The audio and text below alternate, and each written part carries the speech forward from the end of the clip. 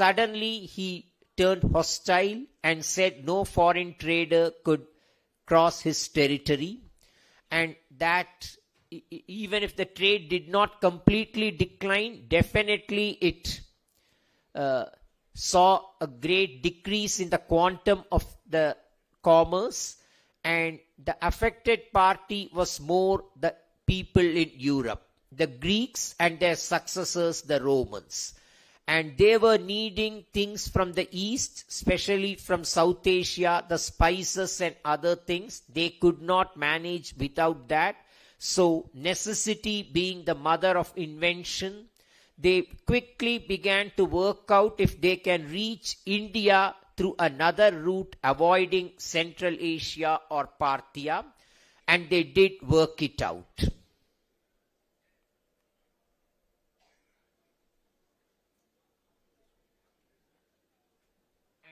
Puteoli or Puzzoli, which is in southern Italy, was a major port of call, and from there they traced a new route to South Asia or India, and that was from Puteoli they came to Alexandria, which is right in North Africa, on the northernmost part of Africa in Egypt. So ships came from Italy, or what we call the Mediterranean region, to Alexandria. From Alexandria, they unloaded the cargo, and the traders, they traveled on smaller ships or boats along the mighty river Nile, came to Central Africa, and they traveled upstream, mind you, and then they again disembarked, traveled by donkeys or camels with their cargo to one of the Red Sea ports on the eastern coast of Africa. Berenike was a famous port on this stretch, the biggest, the southernmost port on the East African coast, and Qusar al-Qadim or Leucos Limen both refer to the same site, another port, and so on. From these ports they took different routes, either sailing across the coast of Arabia or straight through the Arabian Sea to either reach the upper western coast of India, Barigaza or Barukacha, where the river Narmada meets the Arabian Sea, or they came further south to one of the ports on the Malabar coast, but most of the merchandise that they needed was clustered in and around Kongunadu. So from Malabar coast, they had to come to this part of the country, the Coromandel coast. And books say that was the most challenging part of the journey. Coming all the way from Puteoli to Malabar coast was not as difficult as traveling from Malabar coast to the Coromandel coast. The reason being circumnavigation of Kanyakumari or Cape Comorin, the southernmost peninsular tip of India, was considered too dangerous for two reasons. Shallow sea, many ships often sank, we hear of shipwrecks, and more challenging were the pirates. The pirates knew that the Roman ships were loaded with gold and other precious things, so they were waiting to plunder. And so, because of these threats, till the 1st century CE or even slightly later, circumnavigation of the Cape was avoided. They took the more difficult or treacherous route of traveling from the Malabar coast to the Coromandel coast via land, climbing up the western Ghats at different locations, including Nilgiris, and climbing down the hill on the other side.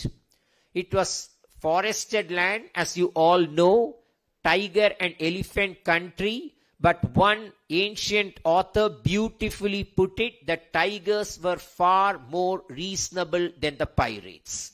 So they would rather face the tigers than the pirates. So braving all that, they came, and this, our region, Vellalur, Pollachi, Budinattam, Coimbatore region, Coimbatore is a new city. It didn't exist as a city then. But then all the neighboring villages were thriving. Vellalur is mentioned even in Greek and Latin literature. And we have found Roman coins in all these places. And they came here, and from here they ventured further east via Kodumanal, which is near Erode, a famous archaeological site. They even touched Vijayamangalam, and then Kodumanal. Erode didn't exist, but I'm telling you more of Erode because it's the closest city to Kodumanal. And from Kodumanal they went to Karur, and from Karur they went to Kaveri Pattinam, and further north to Arikamedu. And then some sailors and ships, they even traveled to Sri Lanka and to an extent to Southeast Asia. But mostly all the merchandise from Southeast Asia and Sri Lanka came to South India, and so South India was the terminal point of the trade mostly. And today the research has progressed to that extent that we are able to know when they started, when they went back, when this whole trade started and when it ended. One round-trip voyage from Puteoli to Coromandel coast and back took 1 full year, 12 months. They started around March, April from Puteoli, came to Berenike by end May or June. They had to depend on the monsoon winds which blew in the southwest direction during summer, June to August. So they had to set sail along the direction of the winds on the Arabian Sea from the Red Sea on the East African coast to Malabar coast.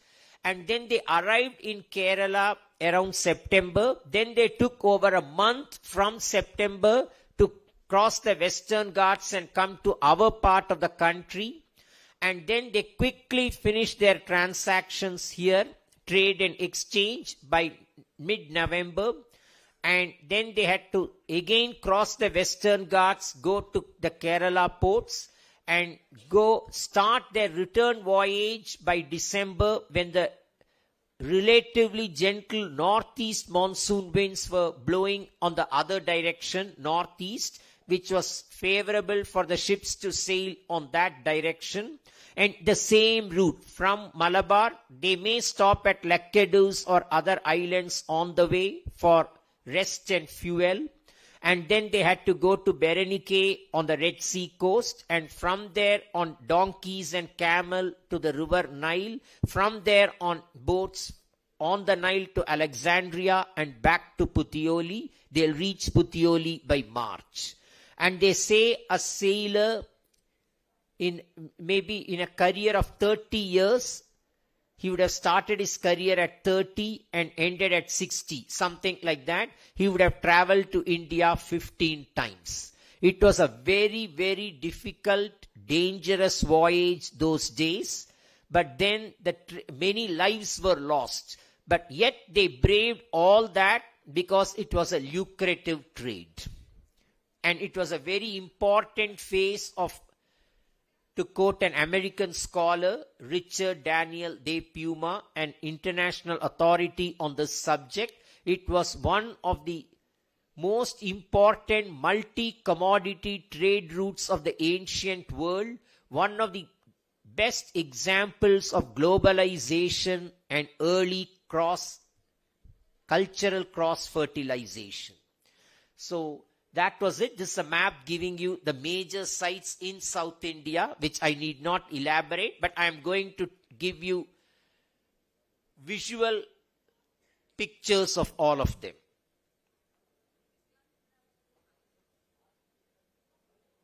A more close-up view of the sites.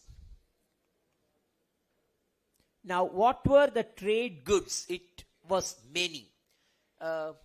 Basically, the Romans wanted more things from us than what we wanted from them.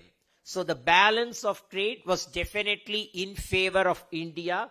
We could dictate the terms of the trade. So that's something to our credit. And they were very much wanting our spices, mainly pepper. Pepper their food was bland, and the moment they tasted the Indian pepper, they could flavor their meat and other diet with pepper, and so the demand for pepper increased. Besides pepper, which has been called black gold, we have instances where wars were fought for pepper, and the war tribute or the booty which the winning king demanded from the defeated king in Europe was Indian pepper. So pepper was so important, it was called the black gold.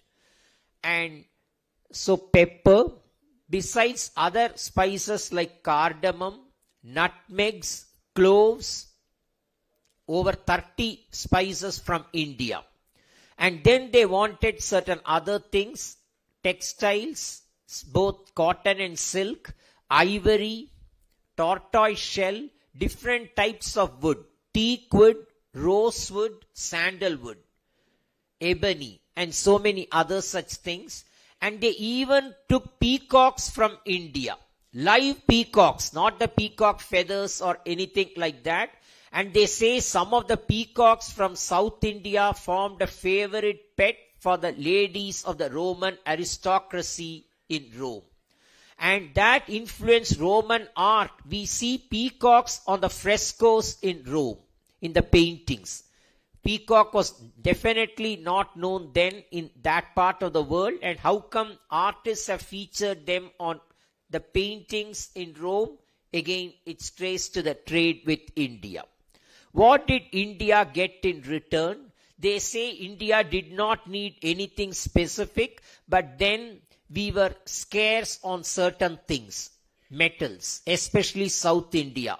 We were fond of gold and silver, as we are now also, but we did not have enough deposits of gold and silver, especially in the southern part of the country.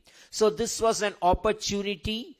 Economists and economic historians say India insisted that the Romans pay in gold and silver for all that they took from here. So we got from them gold, silver, copper, antimony, and such other metals, and even lead to a limited extent. And we also got from them wine. India had learnt its own wine making. Wine is mentioned in Tamil literature of the Sangam period, but they say the Roman wine was far tastier and had a better flavor than the local brands. So there was a great demand for the Roman wine, and being an imported wine, it was more expensive than the local one, and only the kings and nobles could afford it. That's clearly mentioned in a Tamil poem. So clearly, it's never mentioned in the context of a wine consumed by the farmer or the carpenter. The Roman wine was reserved for the king and those close to him. And then, of course, we got some Roman glass vessels or bowls and cups and saucers and such things. Today, we have recovered them in archaeological sites in fragmentary, broken condition. And anyway, all this is what we got from Rome. But the list is very small compared to what we gave from here. Apart from all these, I forgot one more very important thing. We gave them gemstones.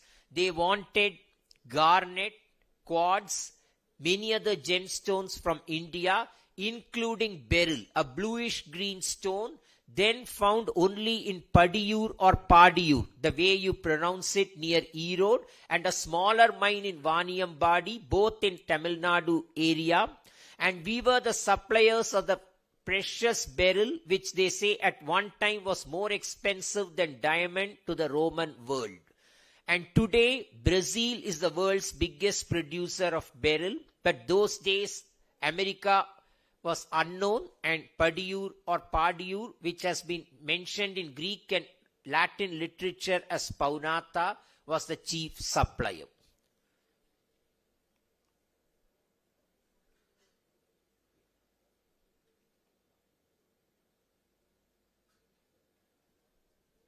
Now this was part of the tour. I just brought it to kindle your interest and maybe to whet your appetite also. What is it? It's a sponge cake modeled on the obverse or front side of the only coin of Julius Caesar ever found in South Asia, and it was found in Tirupur, right in our backyard.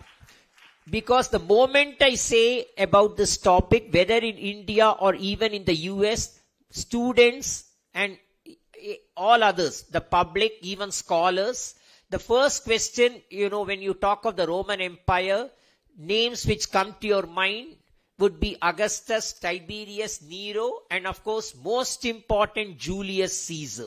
When I say Roman coins were found in many parts of South India, the first question often asked is, was there any coin of Julius Caesar? Mostly it's a negative answer, no. The trade reached its peak under Augustus and his successors, and we believe, as per history, it reached its zenith during Tiberius, early 1st century. Julius Caesar, as you all know, ruled before them, before Augustus, but the trade began much earlier. Such a long distance, brisk trade cannot start or end overnight. It began in the 2nd century BCE, what was then called the Roman Republic.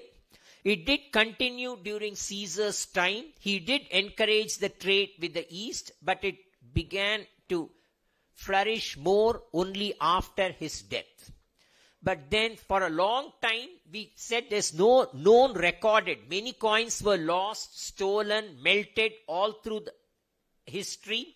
So it's not what the coins I studied or what has been documented in books are only a fraction of the Roman coins brought to India. But then, till now, we used to say no recorded evidence, but around 20 years ago, someone discovered, it was a chance discovery in a farm near Tirupur of a Roman silver coin, and it was sent, because we all know, at least I have studied some Latin, I know a bit of Roman coins, but still I rely more on those who studied Latin and who are specialists in Roman coins in the British Museum, London, or in the US. And we sent a photograph of the coin to them, and they confirmed it's an authentic, genuine Julius Caesar's coin.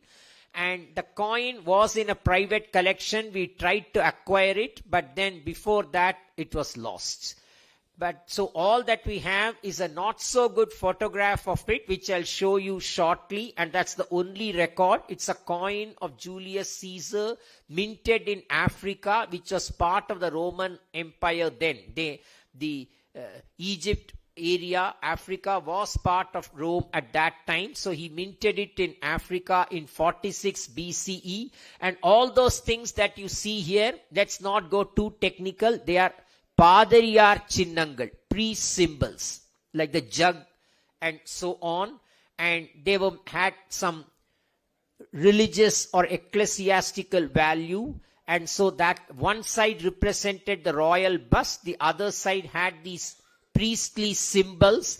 And so we designed as part of the Intact Roman Trail tour, when we start from Chennai, the tour, in the train we serve this cake.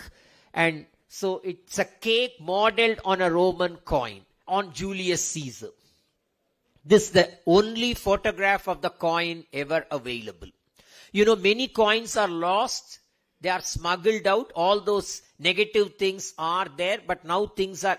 in Nagapattinam, they discovered a hoard of Roman copper coins. A huge hoard. They were copper, of course. And they asked me to examine it. I identified it for them and requested them not to dispose it off, but to wait, and I'll make a good museum in Delhi or somewhere. Within India, you can sell it. It's not illegal, not outside. And we'll make a museum in Delhi or Chennai, purchase it from them for a fair value that the poor family in the village does get compensated. But before, they felt that they were not willing for that. So they earmarked a few coins for the person who brought me to their village, and 5 coins for me, and rest of it they wouldn't even divulge what they did. And later I learned they sold it to a local dealer who melted all the coins and made a huge veneer tavalai. a hot water vessel out of the Roman coins, and they said it was a good high quality copper vessel. It was very sad. You could not argue with them or convince them that they could have got a far better thing with more publicity and mileage for their village and their family if the National Museum had purchased those coins, negotiating a fair deal instead of the local dealer. Anyway, that's how things get lost. Now, what we say, intact and others, public awareness, heritage awareness, sensitivity, they are not wrong at all. They were afraid the police will catch them. They have discovered it in their soil. They are lucky people and they have not done anything illegal. But it was so difficult to convince the semi-literate people that police is not after them. We begin the tour. It's the river Periyar, which joins the Arabian Sea. And somewhere on this coast, the Romans first arrived. There are many ports mentioned in Tamil Sangam literature and in Latin literature, but we have not identified most of them. Pattanam has been excavated for many years now, with all the controversies that it has thrown up about its location, identification, and the authenticity of the finds discovered there. Now, most scholars do believe Pattanam was a legendary Muziris port mentioned in Tamil poems Ahananuru and other poems, and in Greek and Latin literature. So, whether that Muziris was Pattanam or slightly north or slightly south, that hardly matters. It was somewhere here. And from, this is all part of the same area, Kottapuram, Pattanam, where we used to walk as part of the tour. And it is still famous for its spice market, pepper and other things. And this is a memorial pillar put up by the local ruler around 100 years ago, that he has preserved the place, which is good. There's a fort there, which is of medieval period, Portuguese times. So only the name Kottapuram, they say after Kottai or the fort. And it is a good instance. I put this photograph often. Long before Archaeological Survey of India became famous and long before government started taking interest in heritage, our local rulers, they did encourage archaeology and preservation. Whether it was the Nizam of Hyderabad or the Tanjavur Maratha king or even the native rulers of Cochin and Travancore, they did make efforts to preserve and restore old monuments. So did the Chola kings, so did even the Romans who wanted to preserve things built hundreds of years before them. So preservation is not a new thing today. Maybe their technology was different. I won't say ours is more advanced. I would say it's more different. Anyway, this is Pattanam site. A discovery of a rare Roman ceramic, which we call the terra sigillata, stamped pottery with some stamped designs on it from Pattanam. Muziris is Pattanam or somewhere close by. Now from Muziris we come eastward. This is a cave called El Cave, a very small one, where they discovered Roman coins. It is near Guruvayur, not too far from Guruvayur, between Guruvayur and Tiruchur city. And there they discovered Roman coins right from the Roman Republic 2nd century BCE up to the 2nd century CE.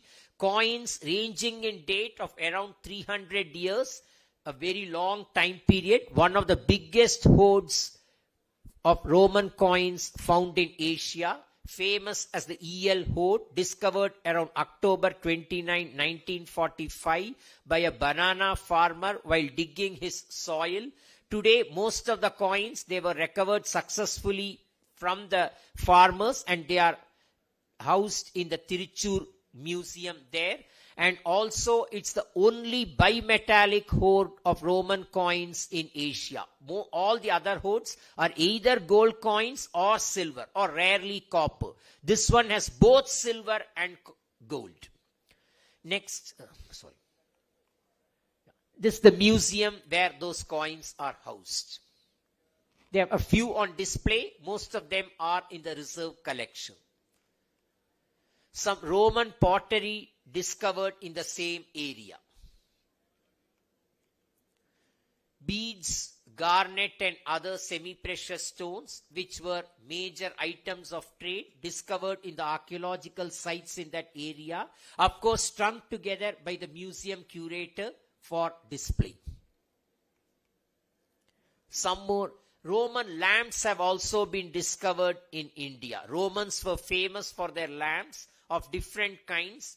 Some of them were made of mud or terracotta in a very artistic manner, and we have discovered fragments of such lamps in many sites in Kerala, Tamil Nadu, and the biggest lamps in Arikamedu near Pondicherry. This is the Palghat Pass. The fort came later. The Palghat Fort, which you are very familiar, is of Tipu Sultan's time. But then the fort has a history to tell. Palghat Pass was one of the rare passes or breaks on the Western Ghats, which the Romans discovered that they could cross the Ghats without having to climb up and down if they could travel through that comparatively narrow corridor. And the present day town of Palghat is part of the Palghat Pass. So Palghat became an important corridor for the Romans and other foreign traders to travel from Kerala to our part of the country, and it continues to be the same vital corridor. The train route and the highway also passes from Tamil Nadu to Kerala through this region, Palghat alone. So Palghat became the hub of Roman trade throughout the period of the trade, and the heaviest clusters or concentration of Roman coins in the whole of South Asia is in and around Palghat, because of the Palghat Pass and its strategic importance for travel and trade. Now to a few photographs of the coins themselves. Of course, some of the best photographs I could get are photographed in the museums abroad. That's a big story, because when the colonial powers came in the medieval period, Roman coins which were discovered in Pondicherry went to the museums in Paris, Musée Guimet and even the Louvre, which was on the news for wrong reasons in the last few days. Even the Louvre has material from Arikamedu, Sutukeni and other places which were part of French India in and around Pondicherry. And Roman coins found in many places in India reached the British Museum, London. You know why. And Roman coins found in Goa, where they would have gone? They are found in museums in Portugal. So if I visit those museums, I'm able to photograph those coins found in our own backyard.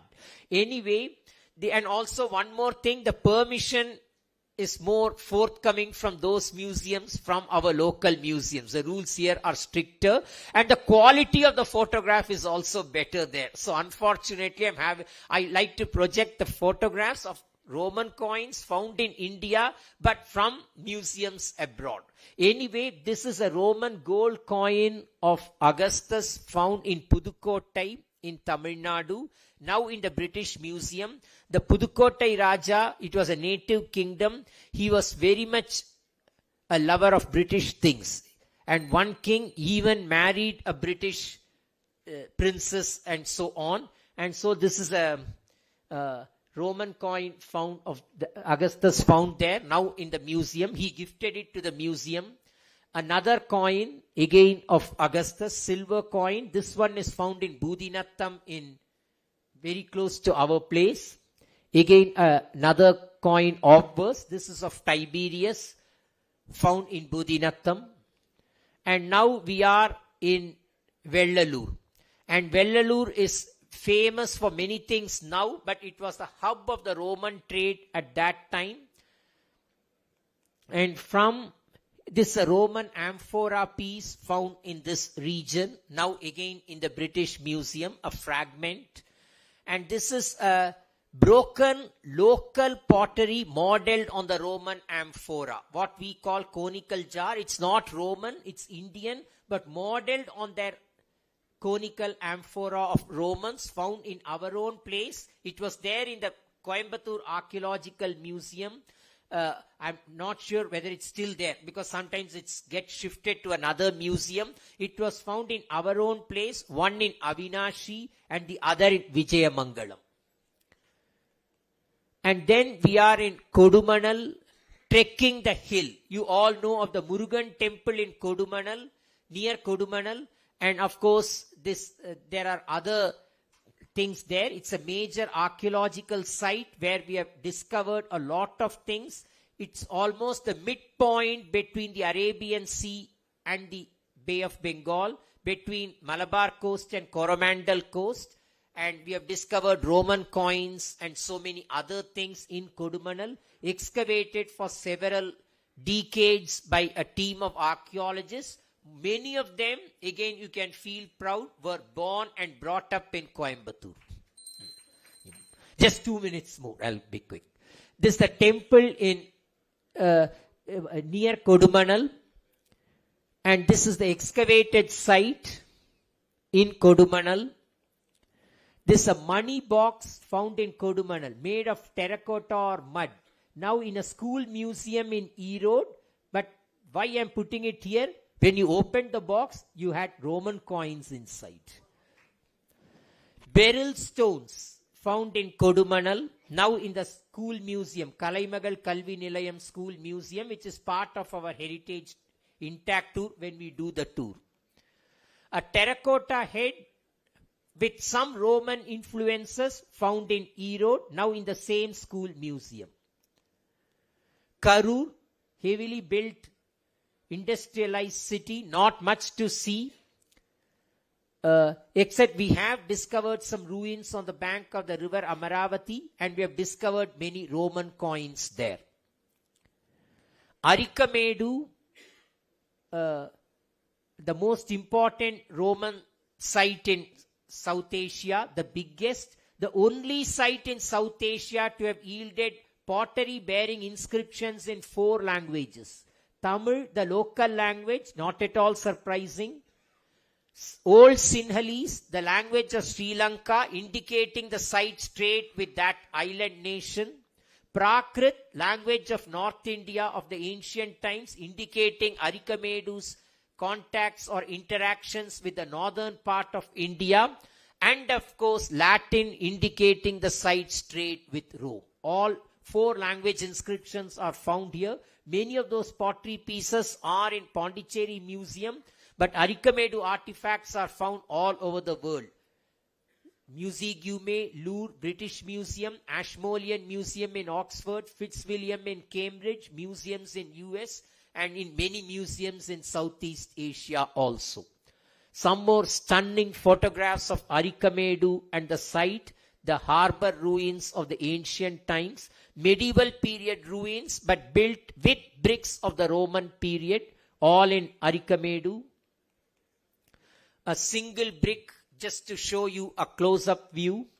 Colorful stone beads recovered from the site. So beautiful, a mother remarked when she shows this to her 3-month-old infant, he stops crying.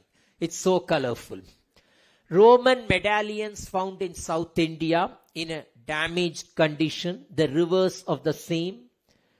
Again, similar such works of art. Roman glass bowls, but in fragmentary condition. We draw them in dots to show you how they look like when they were not broken. Roman terracotta lamps from Arikamedu. I have already told you. Another Roman imitation amphora. This one is from Arikamedu. What I showed you was from Coimbatore area. Somehow I put more pictures for Coimbatore because it's your region. And they came right up to Mahabalipuram and Salvankuppam, where also we have discovered many Roman coins and Roman artifacts. And finally the tour also ends. They came to Mylapore, and this is the Santhom Church, where we end the tour, and we have discovered Roman coins in Mambalam. They say at one time Mambalam or T Nagar in Chennai, the real estate price boomed because people thought if they buy land there and if they start digging, they may get Roman gold coins. And we have discovered Roman gold coins in Ooty also, in Nilgiris also, all over. Of course, the peak was Pollachi, Vellalur area. And this is the Madras Museum in Egmore, which all of you would have visited. Visit it once more to see the Roman coins and Roman pottery there. And now it has the credit which I keep on telling, and they have loaded that information on their website also. It's the only museum outside Europe to have the largest collection of Roman artifacts anywhere outside Europe. No other museum outside Europe has as many Roman coins and Roman objects as this museum. That's because all the discoveries in pre-independence India, when telegraph lines, railways and roads and hill stations were being built, all the Roman coins accidentally discovered in Vellalur, Palghat, the states were not there. Kerala, Karnataka was not there. Even Bangalore coins, everything went to this museum. So it's a treasure trove of Roman coins. And in many of my books on Mahabalipuram, Nilgiris and Tanjore, the Roman contacts with those respective regions have been outlined, including the one on Nilgiris when they were building the hill station right in Ooty and Bishopstown. Even while building the Nilgiri mountain railway, they have discovered a Roman coin of Claudius and Nero. Of course, the Romans, the trade continued. They went further east, but then I've already exceeded the time. That should be the theme of another talk, another day, maybe in another festival. Thank you.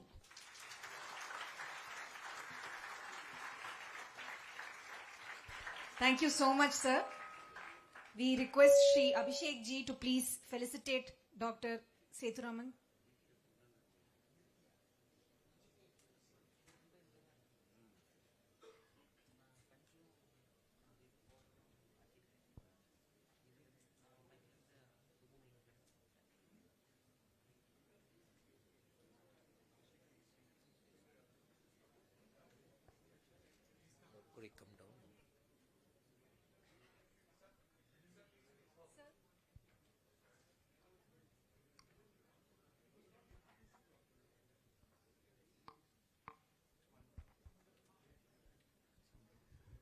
Dr. Suresh Sethuraman is a Fulbright scholar and a double doctorate, and he's a senior consultant with the Archaeological Survey of India, New Delhi, and he's also the convener of Intact Tamil Nadu. Thank you so much, sir.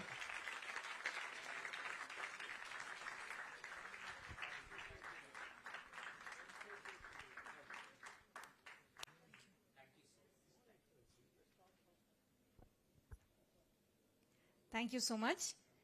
We will now proceed to the next discussion for today. It will be a panel discussion. This dialogue in the panel invites us to look at economics not just as numbers, but as niti, the art of sustaining harmony. The panelists will explore how artha or prosperity must serve dharma or well-being, ensuring that development remains human and integral. Gives me a lot of delight and honor to invite our panelists, Shri N. Muthuramanji, Shri Sandeep Singh ji, Shri Guru Vittal ji. The moderator for this panel will be Shri Sundar Ramanji, and the topic of this panel is Economics of Vikasit Bharat, the Dharma of Artha.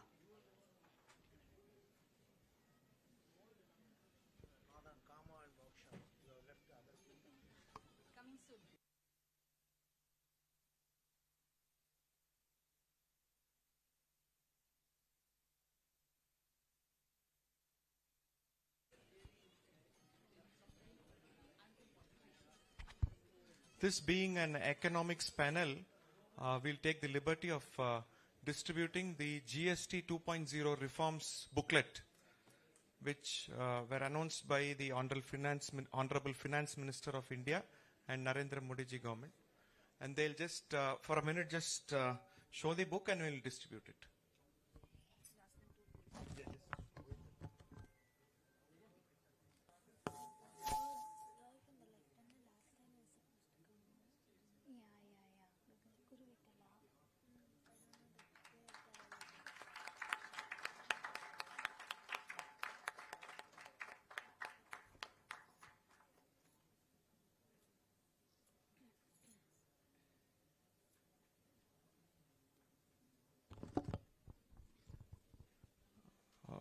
Shri Sandeep Singh is chairperson of IAM Kashipur. Muttaramanji is a vast corporate experience. He's been with CRISIL and now River Bridge Capital and also Swarajya Smart. Guru Vittalji is the cluster head of HDFC AMC, and Sundar Ramanji is insolvency and tax expert, and he's also the treasurer of Chennai Citizens Forum. Over to all of you.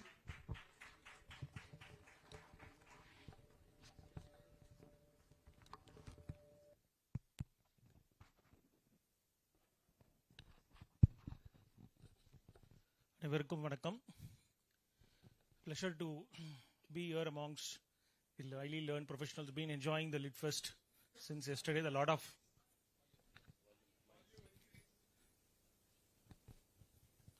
Anevarukkum vanakkam. Very happy to be here in this Lit Fest. It's a continuous learning since yesterday. The topic for the panel: Economics of the Viksit Bharat, the Dharma of Artha. It is a well-settled position that wealth must be earned through Dharma, never through Adharma. There's a saying which says, Dharmena Artha Prapyete, na Adharmena Kadachara. This is not just a moral line, it's the fundamental principle of the Indian economics. Friends, you all know that India is the fastest growing the economy. We will touch the 5 trillion sooner, 10 trillion within this decade. We are going very fast in the digital inclusion, infrastructure, entrepreneurship. But here in Tamil Nadu, the paradox is sharp. A state once known well for the literacy and, of course, the industrialization. There are challenges. It faces now huge debt, declining education quality in governments, moral contradiction in fiscal policy, liquor revenue sustains welfare, temples lie neglected, and freebies replace fundamentals. The question before us is therefore simple. Can there be progress without Dharma? Can the model so claimed here, politics without spiritual balance, sustains a Viksit Bharat? I would like to start with Sandeep ji straight to put the record in place. And also I want the outcome of this panel to set a message for 2026 year. Thank you, and thanks to the organizers. What is therefore, to start with the foundation of the Viksit Bharat, the root of Dharma, what is according to each of you the Viksit Bharat? Thank you to the organizers for inviting me here. And before I answer your questions, one small disclaimer. Those who would have seen me yesterday and today wearing the same t-shirt, it's not that I don't wear other clothes. It's just that I've written 2 volumes on temple economics. Second one is called A Decade for Mandir, where I call for people or Hindus to give next 10 years of your life for Mandir. Doesn't matter you are 70 years old or 10 years old. Doesn't matter you are a male or a female or rich and poor. And the smallest thing that you can do is that start visiting mandirs every day. Every Hindu does that. If 40-50 crore Hindus start visiting mandir every day, and most of the problems will be solved. So this is the message this t-shirt says. Did you go to the mandir today? And in case you want a copy of this t-shirt, please, I have them. I've taken care of the economics, now to Viksit Bharat. To me, Viksit Bharat, I think should not be measured in a $30 trillion or a $50 trillion economy. Basic idea of Viksit Bharat is that our people are going to be happy. Because barring 10-15 countries in the world, most may or may not be able to reach that kind of economy. It doesn't mean people living in Bhutan are not happy or people living in a smaller nations are not happy. The Viksit Bharat criteria is that are people going to live happily. There are different dimensions to measure it. Mine is that so far we have been, ancient history, if you look, we have been a rich country. But every time we created wealth, it was looted. So for me, today, Viksit Bharat means is that the wealth that we create today should remain for us and our progenies and it should not be looted again. So along with wealth, we need to create that might, the strength to protect that wealth that we are creating, which our forefathers somehow forgot. Or they did, but it was not adequate. So it doesn't mean having a very strong army, and it doesn't mean having a very strong defense and defense personnel that we always had. But as a society, are we mentally strong? You know, we say we should have a war. How many of us can see a blood? And how many of us can tolerate others' blood and our own body? When you get into physical combat, you will experience that, you know. So we need a very strong mental society as well to create a strong nation so that the wealth that we generate is protected. I'll conclude this part with just 2 lines. Bharat was called Sone ki Chidiya. We are very happy we're called Sone ki Chidiya. Have you thought why it was Chidiya? Chidiya means a sparrow whom you can, whenever you want, you can squeeze and take the money out of it. We ideally should have been called Sone ka Garud. You know, that's what our history scriptures talk about. If you go today, the NSG, the equivalent of NSG in Indonesia, the biggest Muslim nation, is called Garuda Force. Their biggest military exercise with US, which is an annual event, is called Garuda. Their emblem of NSG is Garuda. So, you know, we need to understand, and everything we should not accept what we are told. Sone ki Chidiya has nothing to be proud of. It should be ashamed. Every time we created wealth, it was looted and we allowed it to be. So we should take that oath. Now onwards, it will not happen. The wealth we create is for us and our progenies.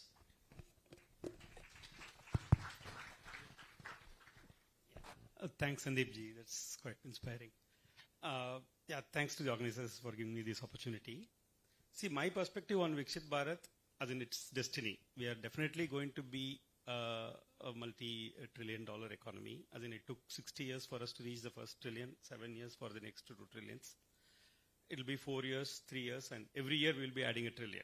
So, which means we will be, as in, we will reach $10,000 per capita, probably 2032, 2033. Which means government will be more wealthy. Each of us individuals will be more wealthy. And our institutions, including temples, will be more wealthy. So how you want that situation to be? A secular, agnostic economy that is thriving on consumption? Or do you want a dharmic society at that point of time? So as individuals, what we can do? So today, everybody becomes a wealthy person. Are you happy donating it to a secular cause? As in, I'm sure there are enough cases where there is a medical need, or where there is an education need, or where there is a disabled need, and all of that. By all means, yes, that is the role of the government to take care of all that. As Hindus, can we support dharmic causes? Unfortunately, in Tamil Nadu, as in despite so many temples being wealthy, that is kind of captured by the government of the day. And where they should be spending on a Veda Padashala or a Goshala or educating the pusaris and village deities, upkeep of smaller temples, they are building marriage halls and shopping complexes and car parking and trying to generate more wealth for the executives to this thing. So where does that leave us as an individuals? If we are Viksit, as in developed economy, we should be able to choose where we want to spend. And every religion, as in Christianity has Dasama Bhagam. 1/10 of your income you are supposed to spend on the religion. Islam has Zakat. 1/8 of your revenue you are supposed to give to the religions. Here we don't have such a central authority. And wherever you are giving voluntarily also, it is not reaching the intended recipients. So as individuals, can you take more ownership in spending towards dharmic causes? I'd like to just highlight a couple of examples. There's a Hindu fund, Rahul Devan and few others have put together, as in supporting, explicitly, the name itself is Hindu fund, and supporting dharmic causes. See if you can consider something like this. There is Dharma's Foundation, another friend of mine, Dr. Ratno runs it. Name itself is Dharmansh and supports explicit Hindu causes. So my call for action for individuals when we reach that this thing where we reach that affordability is that spend directly for Hindu causes. Yes, there are people who are striving to retrieve temples from the government clutches so that it can be put to better use. That is some time away. That case is running from 1991, probably in our lifetime, not sure whether it will get relief. But we cannot sit idle and then wait for the court to deliver justice. We need to redirect our resources to where it actually makes sense for dharmic causes, and that's where my call will. Thank you, sir. I think you put it very nicely. First of all, thank you for the organizers in organizing this Lit Fest. I think I've been happy to participate in almost 4. And it was, I think, in the wonderful cause. I think you're all here, gathered out here. To me, what is Viksit Bharat? Because thankfully, I think all along in the last 2 decades of my career, I've spent only in the financial services industry by creating wealth. So to me, the topic which is given is like Dharma and Astra. So the 4 principles, what we call it as Dharma, Astra and Kama, and finally the Moksha. When somebody, the very purpose of human life is to achieve their Moksha. So how does it happen? It starts from Dharma and doing the ethical duty, and the second become the spiritual wealth, or it's a material wealth is called as again the Astra, and the third one is Kama, which is to our industry, the industry where I worked is the completely relationship, which actually creates the holistic approach. Because to put it on the different perspective, the industry where I work or represent is the fiduciary responsibility. When I say fiduciary responsibility, acting upon others' benefit. And also, thanks to the government, thanks to the regulatory, I think they have been doing phenomenal job in bringing very interesting activities in reducing or in making the very, very transparent industry and creating wealth. To put some numbers, I think, as I told you, I'm in the financial services industry. This financial services industry, I think way back in the year 2008 or 17, to put something on the mutual fund side, to put it, the SIP numbers was somewhere around, if I'm not wrong, about 7,000 crore. And then next it becomes 7 to 14,000 crore. From 14,000 crore, now we are presently about 28,000 crore. Which means if everyone contributes something on the capital market and everybody becomes, because when I say everybody, starting from the fiduciary responsibility of the asset management company, when they perform the duty, fiduciary responsibility, the apt manner, and that becomes the duty, the fantastic duty, and then followed by the thing what I actually also meant is the wealth creation, followed by the better relationship, and also ultimately achieving the purpose of life to reach the moksha. And it actually creates a financial freedom. And to put all that into my mind, the Viksit Bharat, what we're talking about in the year 2047 is certain. To also give you some more interesting number, it took India almost 60 years to create 1 trillion. And then it took India to create a 2nd trillion in next 7 years. And then the 3rd trillion, it took another 7 years. And for the 4th trillion, it took only about, if I'm not wrong, 4 years. I think we are very soon to achieve the 5 trillion. And the economic advisor of the PM government, they have said it will reach by around 7 trillion in other, I think, Sir Sandeepji really interestingly mentioned. I think we are certainly marching towards 10 and 20 and 30 in the year 2047. And the other point to also tell you, the unique investors in the investments capital market, what we talk about, given population of 144 billion, now only 5.8 crores. And what we believe in the year Viksit Bharat, and we expect the massive number of investors will become 22 crore, and which will create phenomenal wealth for all of us. Beyond creating wealth, Sandeepji also mentioned protecting of the wealth is the most important. That can happen only by way of interesting awareness and also talking to a right people for the right wealth creation. I think that reaches the Viksit Bharat. I hope this answers. Yes. So I think that sets right the soul of the discussion. Dharma as the compass measure to the economics, as the state which rises in the progress. So the balance sheet rises, the ledger falls when the the dharmic values false. Sandeep Singh, to take it forward, more insights on, since you have authored the book on the temple economics as well, I would like to put forth the following idea. The temple once sustained local economies, as Muthuramanji pointed out, through Annadanam, Veda Padasalas and Goshalas. Today in Tamil Nadu, the HRNC controls nearly 36,000 plus odd temples here. Yet many stands neglected, priest unpaid, tanks encroached. Is this Rajadharma? Or as the state failed Chanakya's the third sutra, Arthasya Moolam Rajyam? The duty to generate wealth for protecting Dharma. If you can dwell upon it with more on from insights from your book on more on these ideas. Okay, so I think we need to first establish, what is temple economics. So generally, normally we look at the revenue part of the mandir and consider it to be economics. That mandir mein itna chadhawa hai, so much of money was donated or so much of money has come from the mandir's rented properties, and that we start looking at economics. Economics is very different and revenue is different. And to give an example how a temple economics works and why we need to keep it. The modern industrial town was Detroit. That was the first modern industrial town where you got cars getting manufactured. And that's how the modern MBA originated from there, looking at the assembly line production. That city was established in 1925. In 2025, its population is 1/4.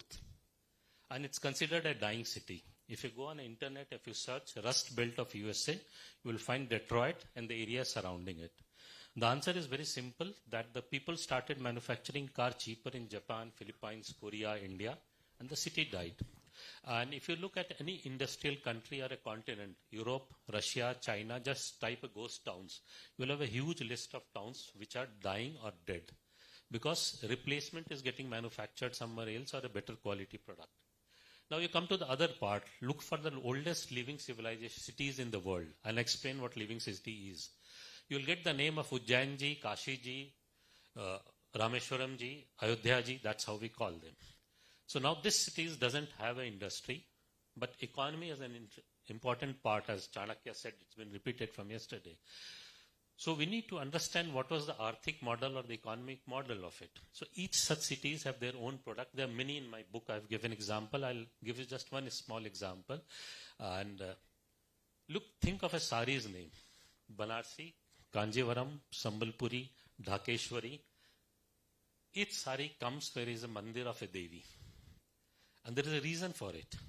How do you differentiate saris between Sambalpuri or a Banarsi? Both are silk. It will be the design, the pattern that you see. So look at the fall. The shikhars of different region has different kind of shikhar. So Bengali saris will have those terracotta shikhars in the fall. Coming from south, so that's one way how you identify a sari. Next is that the motif that you see. So in a Banarsi sari, only those fool, patti, flower and petals will be designed which are offered to Ma Parvati, and similarly for Sambaleshwari sari. That's how ladies will, I'm sure, authenticate to identify different saris by design. So there are several such products which came out from every temple town, and that's how they sustained it. What is a living city? So people still live in Egypt. There were people who used to live in Egypt, but they are not the same people because they cannot build another pyramid the way it was built. They cannot actually today still properly explain why it was built and how it was built. We have mandirs which are very old, 1,000 years and more than old, and we can still build similar style mandirs. We just built in Ayodhya one without a cement and an iron, which we found in Bradeshwar Mandir. So this knowledge has been passed down to us from generation after generation. Give another example. Look at a Nataraj statue, which is a huge 90-minute talk itself on Nataraj Murti. I'll just leave with you one example. It is made still today using the lost wax technology, which is considered to be 4,500-year-old only. And again, that information has been passed down to us generation after generation. So hence, we are a living city or a living civilization, and maybe the only one. And that's why I say we Indians and Hindus should have a bit of arrogance of this, that we are the only living civilization. Now, if we don't understand this, saving mandir is not only, or destroying mandir is not destroying Sanatan. It's destroying a whole civilization. If you won't have mandirs, the civilizations will not survive. So for us, that's why we say Desh and Dharma are the same.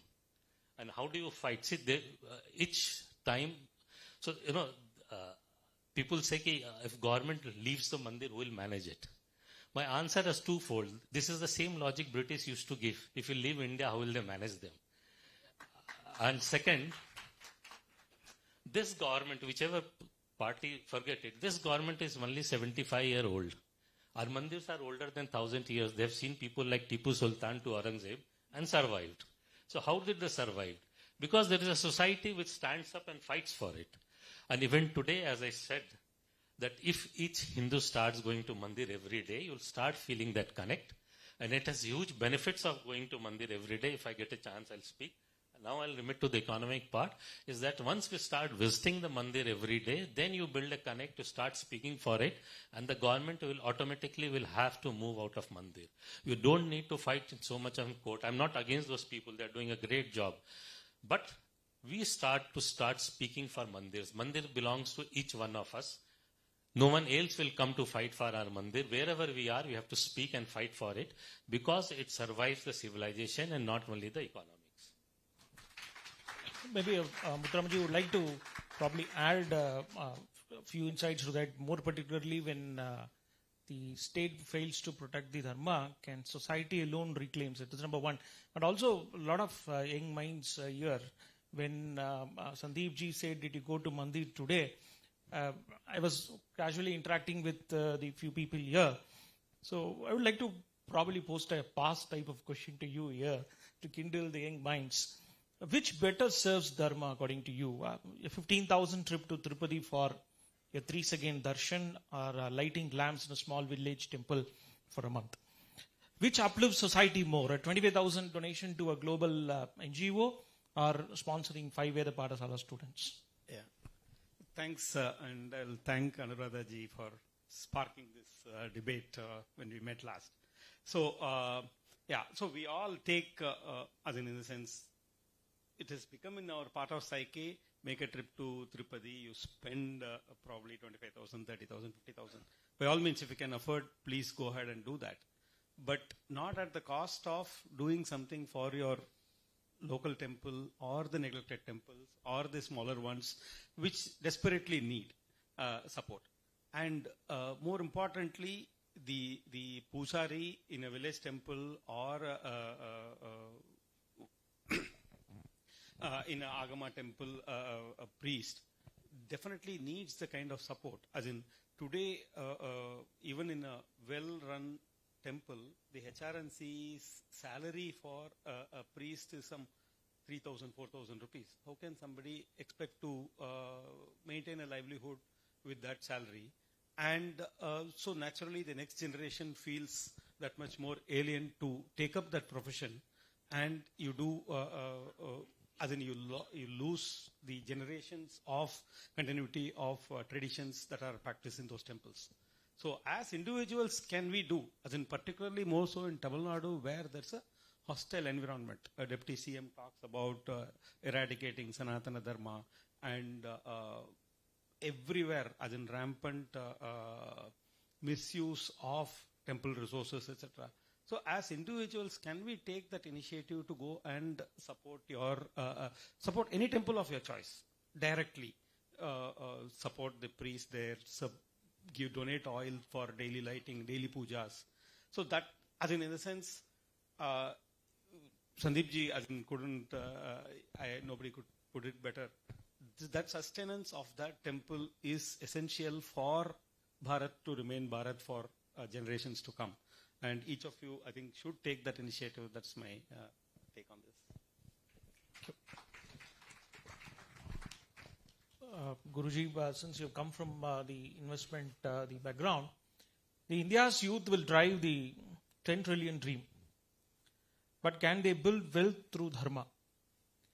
Our traditions lacks more particularly a formal charity tax like zakat or Dasama Bhagam, which Sandeep ji was also pointing on, the earlier speaker also talking about that.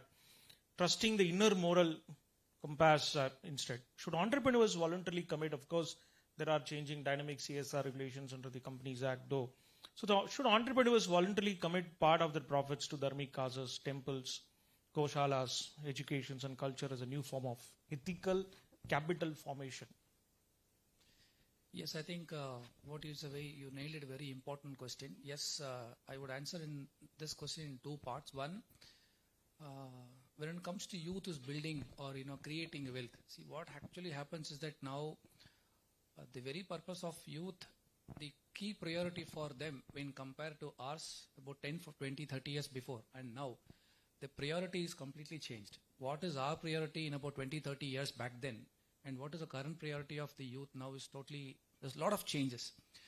If I have to ask you a basic question, to put it even in a simple and layman language, when I was out of my college days, my parents or the elders used to ask me the key 5 questions. What do you wanted to be? I used to always mention that I want to have a good job, stable income, marry and raise family, and one house, finally one car. This is the whole thing. But now if you ask this question to the current youth, you will not even have this answer, not even a percentage of the answer. The total priority has now completely changed. So to add your the second question to relate it to this answer, the entrepreneurs now have to really wake awake and they should create very interesting proposals in such a way that the contribution of CSR activity and creating awareness amongst the youth and it has to be a primary part. Second most important thing is that again from the investment background, what we also always say is that our duty or our dharma is not only to do sales job. Our duty is to do a lot of awareness creation, which also imbibes the entrepreneur's contribution. Let's say, to put it simple, I just quote one of our funds in our HDFC Mutual Fund. We have created one interesting fund called HDFC Cancer Cure Fund that has to do with a CSR activity. Most of this investment comes to all of them. It generally comes with, they generally want little more higher, more returns. But this is the one fund actually creates and the fund that actually goes back to the society. And it not only an entrepreneur, including the financial institution who has the fiduciary responsibility, we have inclined to create this aspect to also create awareness amongst the youth, also ensure the entrepreneurs also to come and be part of the one investment which can actually go back to the society. I think the view of Viksit Bharat, the view of all this government initiatives, the regulatory board, fiduciary responsibility, I think I sincerely applaud to all of you. Without you, the engines of stock market would have not been there. Earlier, we were only dependent on, the stock market per se, to depend only on FII. Now, DIIs, domestic institutional investors, are way above the FII. And SIPs now become the other. So, to put it all in a one nutshell, yes, indeed, youth have to really follow the dharma of doing the core duty, working in a right industry and with the right intent of very apt knowledge, and it can actually create a better relationship with what we called as the karma, and finally achieve your moksha. I think that actually concises the whole answer. Yeah. Yes. Probably Sandeepji, just to probably loop in the wealth creation. What does the principle of dharma influence wealth creation and policy in today's India? But also I would like to seek your views on can India's growth be both competitive and compassionate? Okay. The first part, what you said, that the dharmic model for the growth of entrepreneurship, we need to be very clear in that the government discriminates between the youth of this country, and I'll tell you how. So there is a section who is in the name of minority gets money for the birth of a kid, for education for his kid, for the coaching of his kid. Now look at the Hindu youth. He has to take care of his family, the birth expenses, the education, the coaching. Obviously, his risk-taking appetite is very low. He can't become an entrepreneur that we keep talking of entrepreneurship, because by design, his risk-taking ability has been curtailed.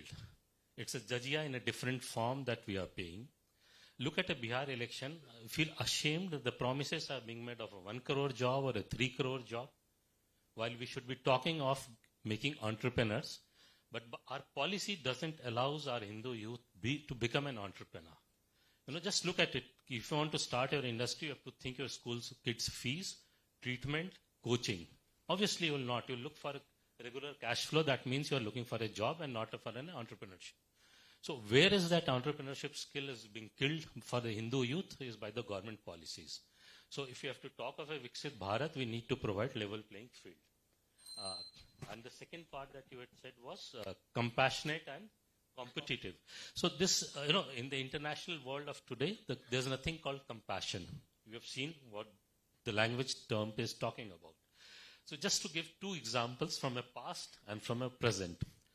After independence, there was a huge shortage of food in India before Green Revolution happened. So India was looking to import food. United States of America, in its magnanimity, agreed to provide food which they had grown for their consumption of the animals. And they said, we'll provide that.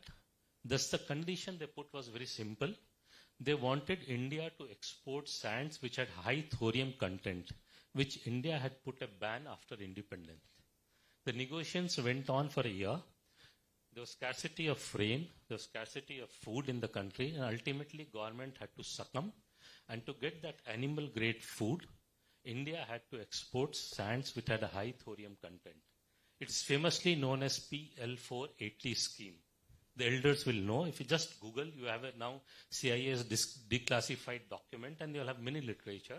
And the food that it came with a lot of parasites. Again, there are a lot of research paper which was to destroy our agricultural food product.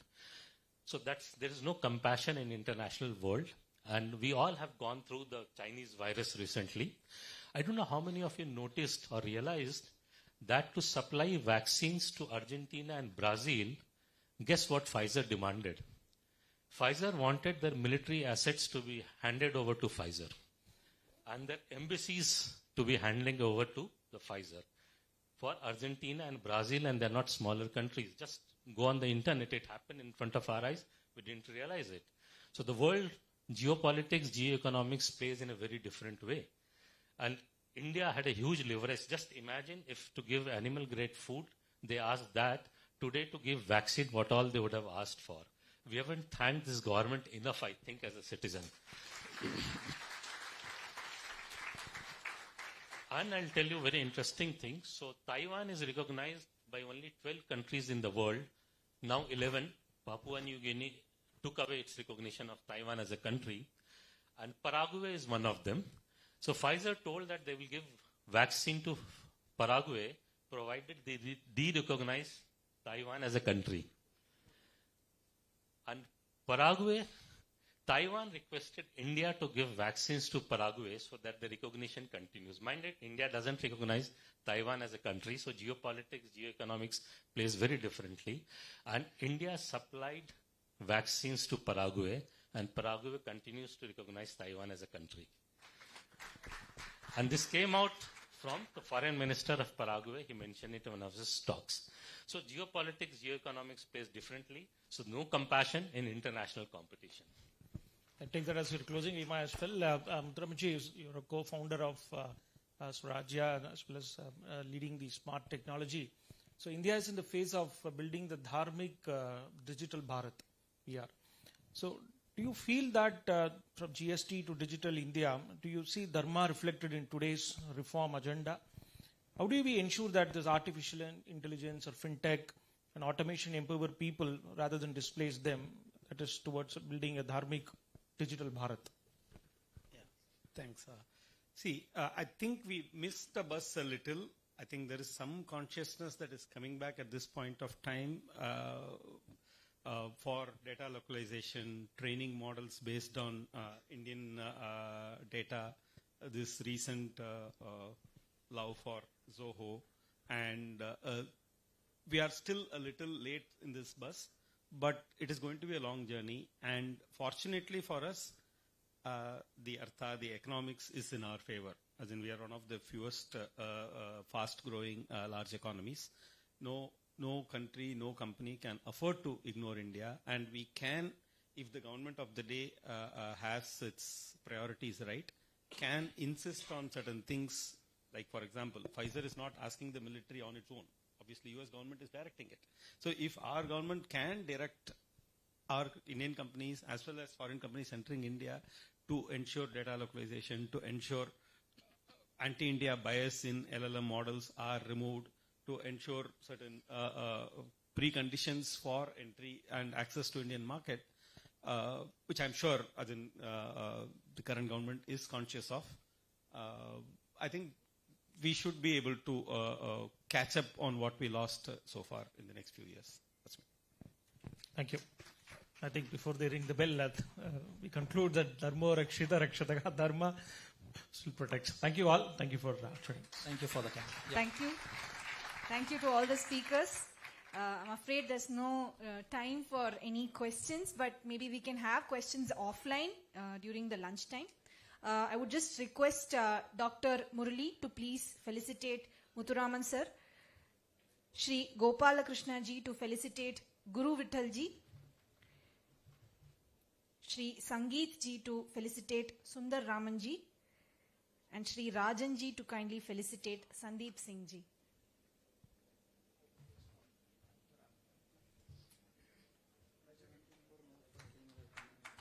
No problem. Sorry.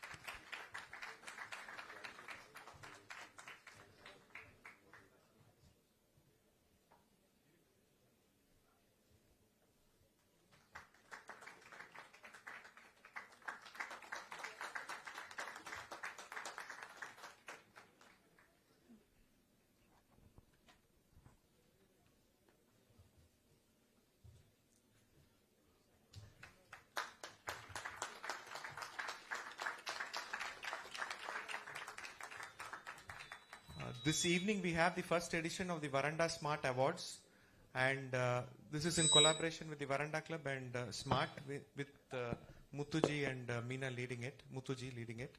And we request all of you to call your friends and family for the awards. This is the first ever Varandah Smart Awards at 5:30 p.m.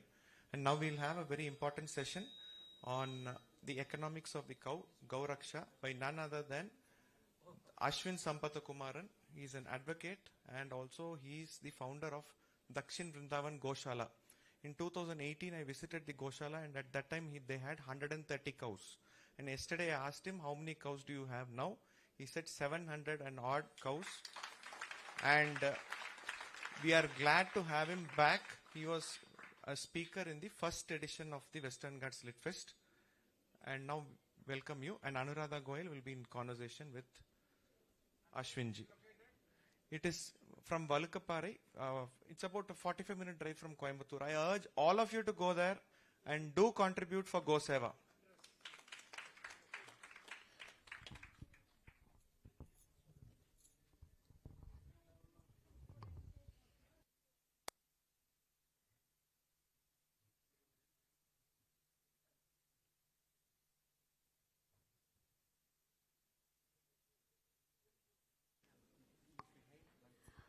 Just one small announcement. We have one more car which has been parked in the no parking zone. Request you to kindly have it moved. Car number is RJ14C02539. I'll just repeat, RJ14C02539. Kindly move the car from the no parking zone.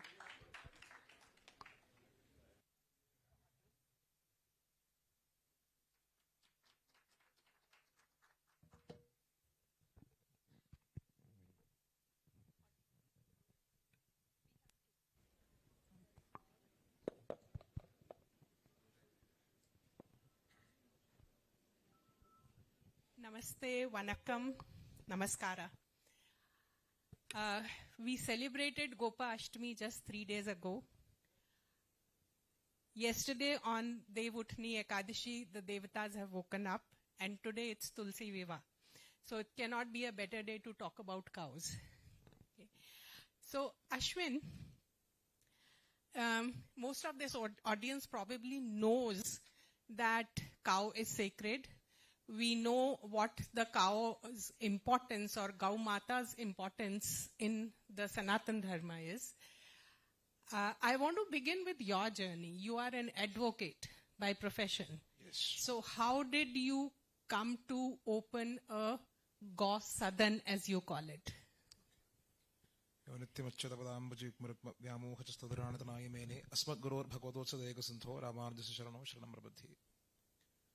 So, Dakshin Vrindavan was never planned to start with.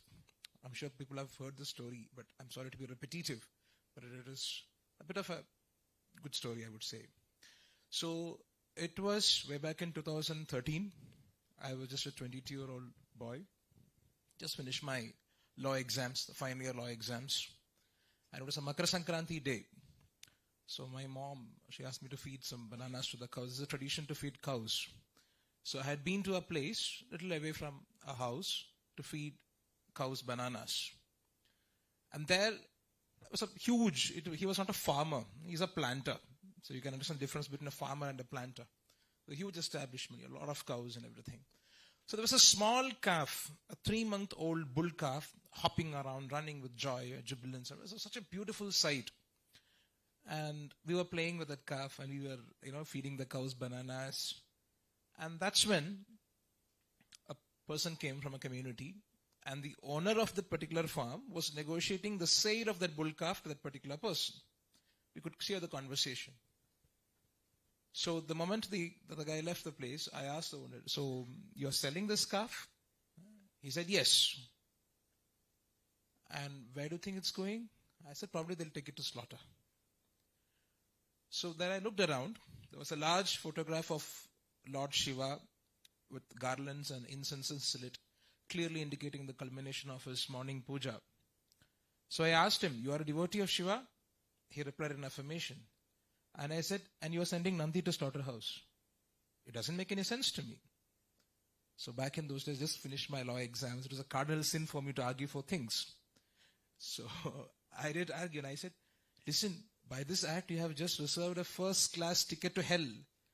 How can you claim yourself to be a devotee of Shiva and send Nandi to slaughter? So he said, listen, these are useless. They don't give me anything in return. So I have no other option apart from sending it to slaughter.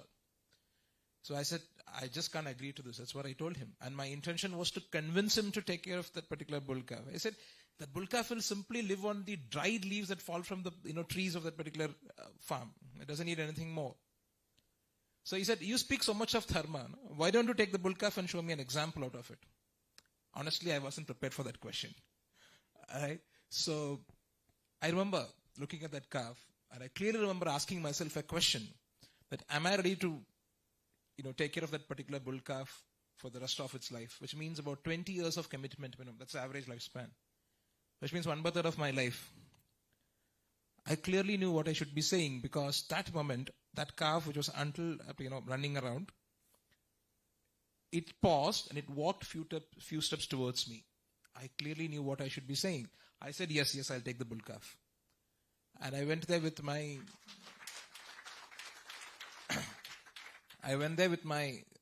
classmate of mine, Mr. Shankar Ramavarma. So we took the bull calf and we sort of we'll manage. And I came home, and needless to say, a 22-year-old boy who just completed a law exams decided to take care of one bull cow. There was a World War III in my house. With all due respect to my mom who sits there,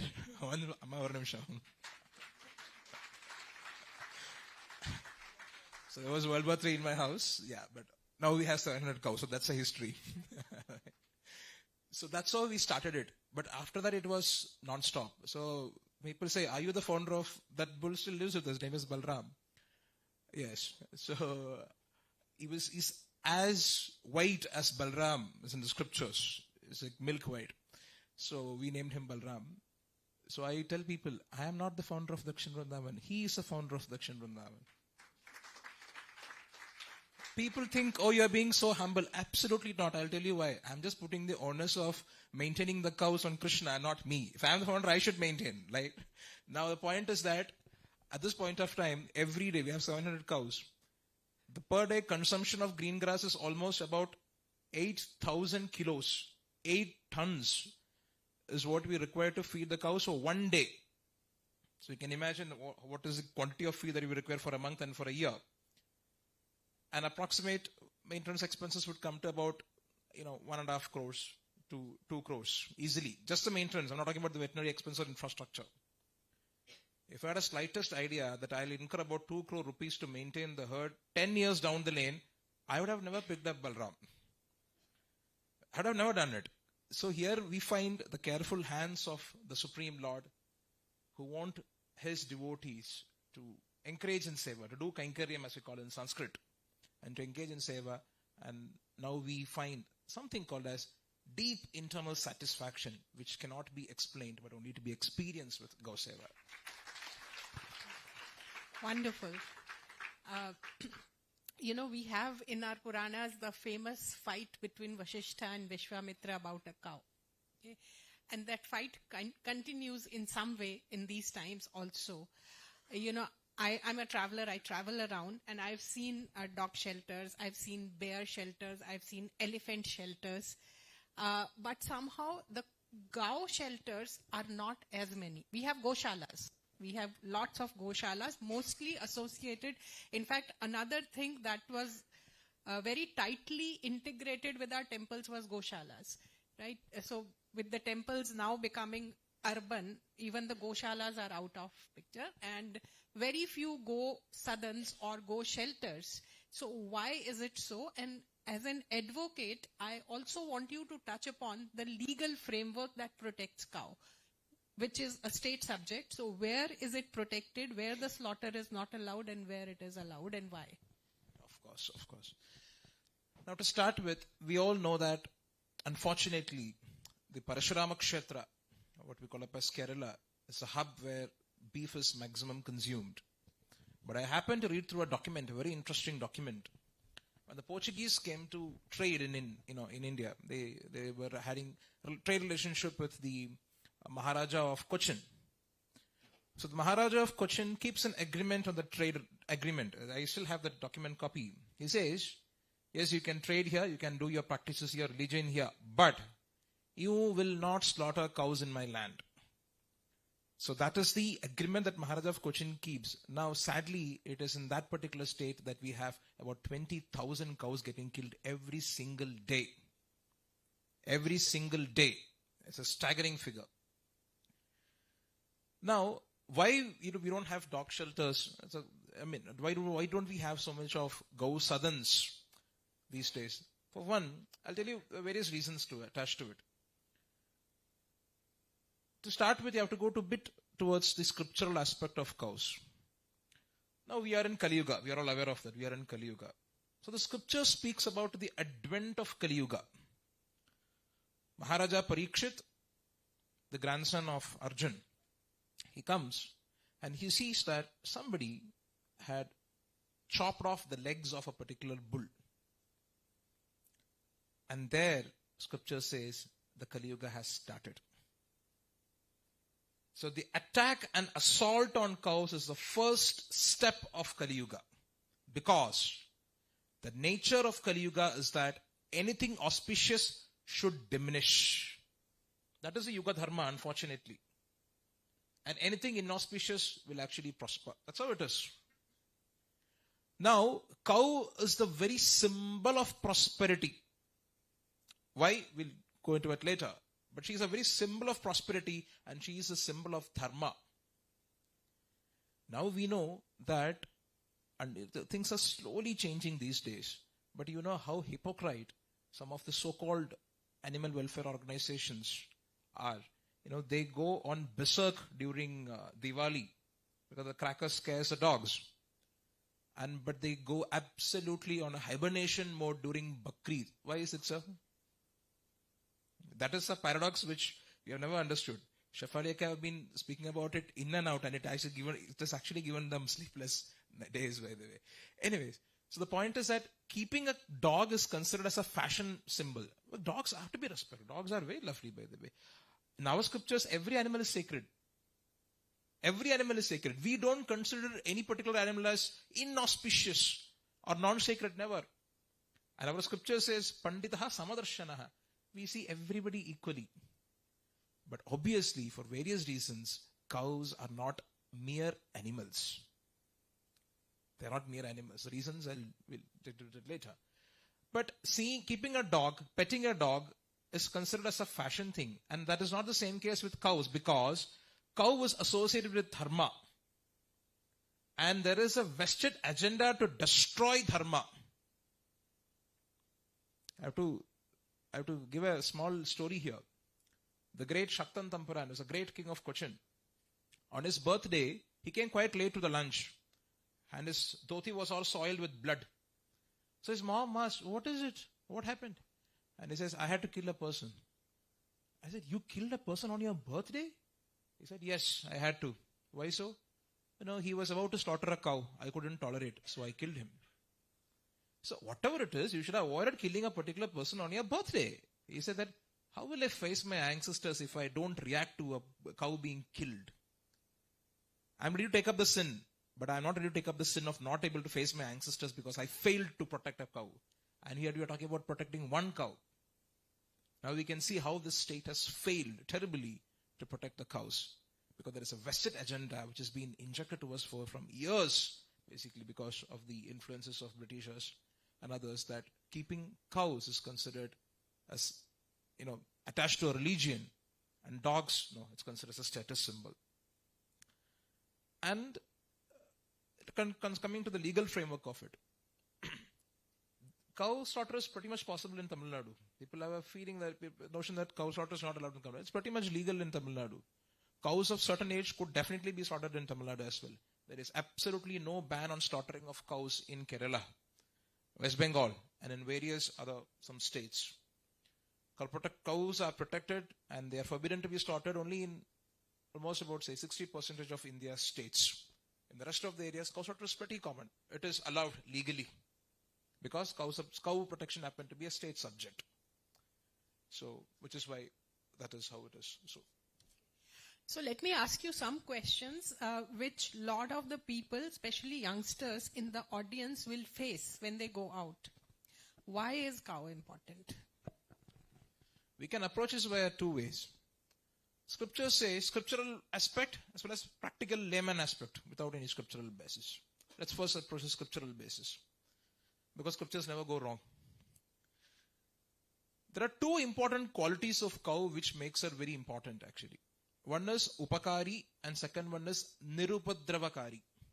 Upakari means every aspect of her existence is for the welfare of humans. Imagine she just consumes grass. You and me can't eat grass. She eats grass. And in return, she gives milk. And from milk derives butter, buttermilk, curd, whatnot. And your cottage cheese, ghee, most importantly. These are all just bonuses. Now comes the practical aspect of it. The best thing that the cow gives is actually the cow dung. And our Shastras knew this very well, because scripture says, Gomaye vasati lakshmihi, not kshire vasati lakshmihi. Gomaya means cow dung. In cow dung lives Lakshmi and not in milk. Now, let me ask you something. If our scripture have to equate excretia of a particular animal to be the resident place of the goddess of prosperity, imagine what would be the status of that particular animal.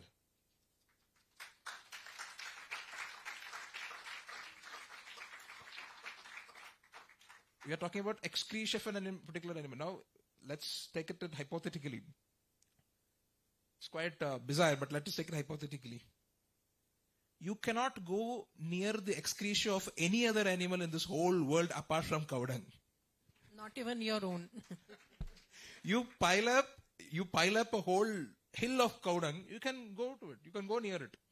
I'm talking about, when I say cows, I mean deshi cows, by the way. Because there's a wonderful minister in Kerala. He went to Switzerland. Then he saw that the cows there give about 40-50 liters of milk. And he took cows to Kerala. In Switzerland, where the temperature is about 5 to 10 degrees Celsius, He brought the cows from there to a particular place where the temperature is 45 degrees Celsius. So that is the kind of politicians that we have and the wonderful policies.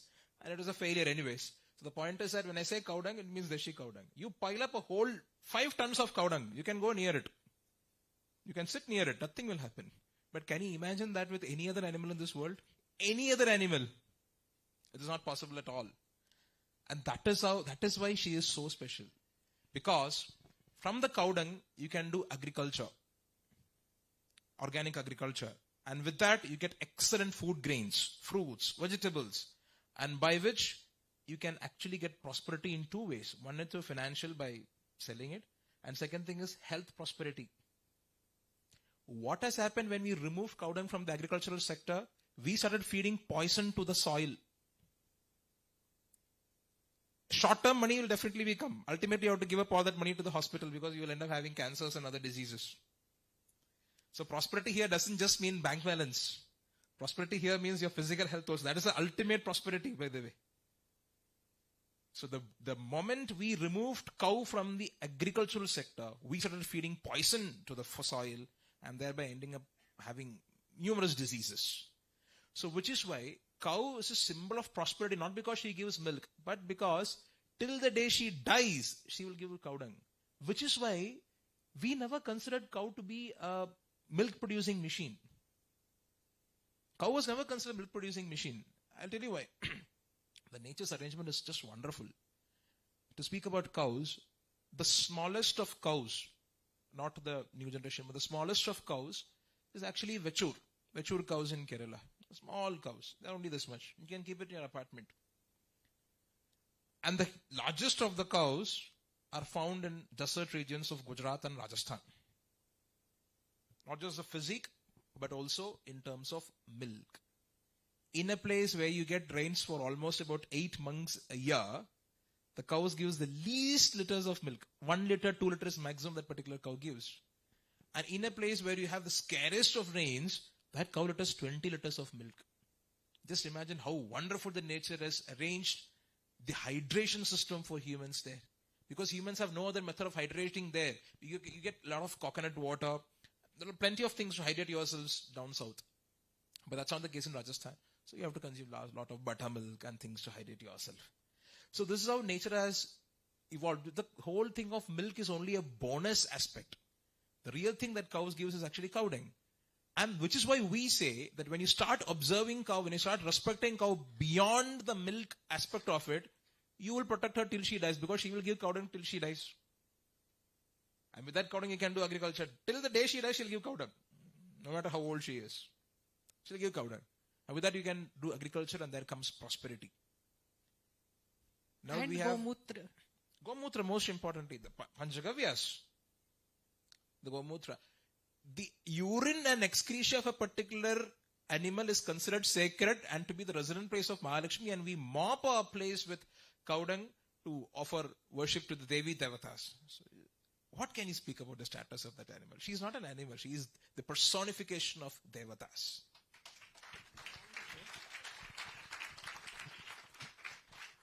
Wonderful. So imagine I am a urban dweller. You know, I live in this IT town of either a Gurgaon or a Pune or a Bangalore or Hyderabad. I have no connect with cow. You know, how can I establish a connect when I'm living in an urban setting, getting my milk in a packet, and probably seen cows at one-off excursion from the school? How can we re-establish that connect with the cows? Most of the people here would have definitely seen the younger days where you had cows in your home. Alright? When I grew up in a traditional agrahara, and we did have a lot of cows, but by the time I was in, there was no cows. But my mom used to always take me to a house opposite to a house where they had cows, and I refused to eat without seeing that particular cow. And the mom used to tell me, your curd rice comes from this particular cow. So immediately there is a bond established. Okay, she is feeding me. But now we have no connection because we get milk in a packet. We don't know from what that milk is, what thing that particular milk is, what not. But the point is that it's not too late for us to establish our connection with the cows, because I feel that we are right now the most empowered to make connection with the cows, much more than before. Thanks to technology. I will tell you how. We can have cow sadhans where if each one of us take responsibility of maintaining one cow, and that cow is yours. Now we have technology, you can see that cow through pictures, videos, video calls. If our relatives are far abroad and we can't see them on a daily basis, we see them on video calls. Can't we have that establishment towards cows? Can't we use technology for dharma? To have a bond with a particular cow in a Gausadhan? To cite an example, Shafali Akka, she has adopted a cow by name Subhadra. I have to tell her story because no speech of mine goes without telling the story of Subhadra. Anyway, for that matter, because she is that special to us. Subhadra was taken to slaughter from Tamil Nadu to Kerala. And she came to us, she could not open her eyes. Her eyes was always closed. And there was, tears coming from her eyes. Cows doesn't have tear glands, by the way. So, but there were water coming out from her ears. And we have veterinarian. She was extremely, she was not comfortable in any workers going near her. And she was not comfortable in anybody going and feeding her. And she was very ferocious, would put it in that way. And the veterinarian came and he slowly examined and he tried to open the eyes of the cows after putting anesthesia, of course. And he found there were green chilies inserted to the eyes of Subhadra. And there were tobacco inserted in the other eyes and in the private parts of Subhadra. I have to speak about this cruelty because most of us aren't aware of this. I know it is uncomfortable to hear. My apologies, but this is a reality. Let's face a reality. More than comforting words, reality is what is to be faced. Then that is when I learned that they jam-pack the truck with cows. If a cow sits, it will occupy more truck space. Which means that in a place where they could load 2 cows, they could load only 1 cow. So that they wanted the cow to be standing always so that they can pack that particular truck with cows and load as much cows as possible in truck and transport it. So to make her irritated and non-sleepy, they'll insert chilies. Every eyes of the cows we have rescued, we have found green chilies. And due to some content in the tobacco or green chili, Subhadra is blind. So we try treating her. The eyesight has improved a bit, but still it's not much. It has permanently damaged her retina. So the point is that we hear such unspeakable cruelty to the very embodiment of devatas. I am not talking about just any animal. Every animal, no animal deserves to be treated such way. That is a different thing. Nobody should have even a small ant. That is how we were brought in. But then, the very embodiment of Dharma is being assaulted here. That is what I am trying to say. It is not a mere attack on cow. It is an attack on Dharma. People are trying to blind not an animal, but people are trying to blind and assault Dharma, the very existence of our civilization. So if each one of us, like Shafali Akka, decide to adopt and take care of one bull cow. Now Subhadra is like a daughter to Shafali Akka. There's a fantastic bond between them. So likewise, if all of us decided to have one cow in some Gausadhans near you, that would be the way for urban dwellers to own a cow. She's my cow. We have put up the pictures on the fridge and on the TV, the wall. And if we all pledge to take one cow, and I'll tell you, no cows will get slaughtered in India if we take that vow.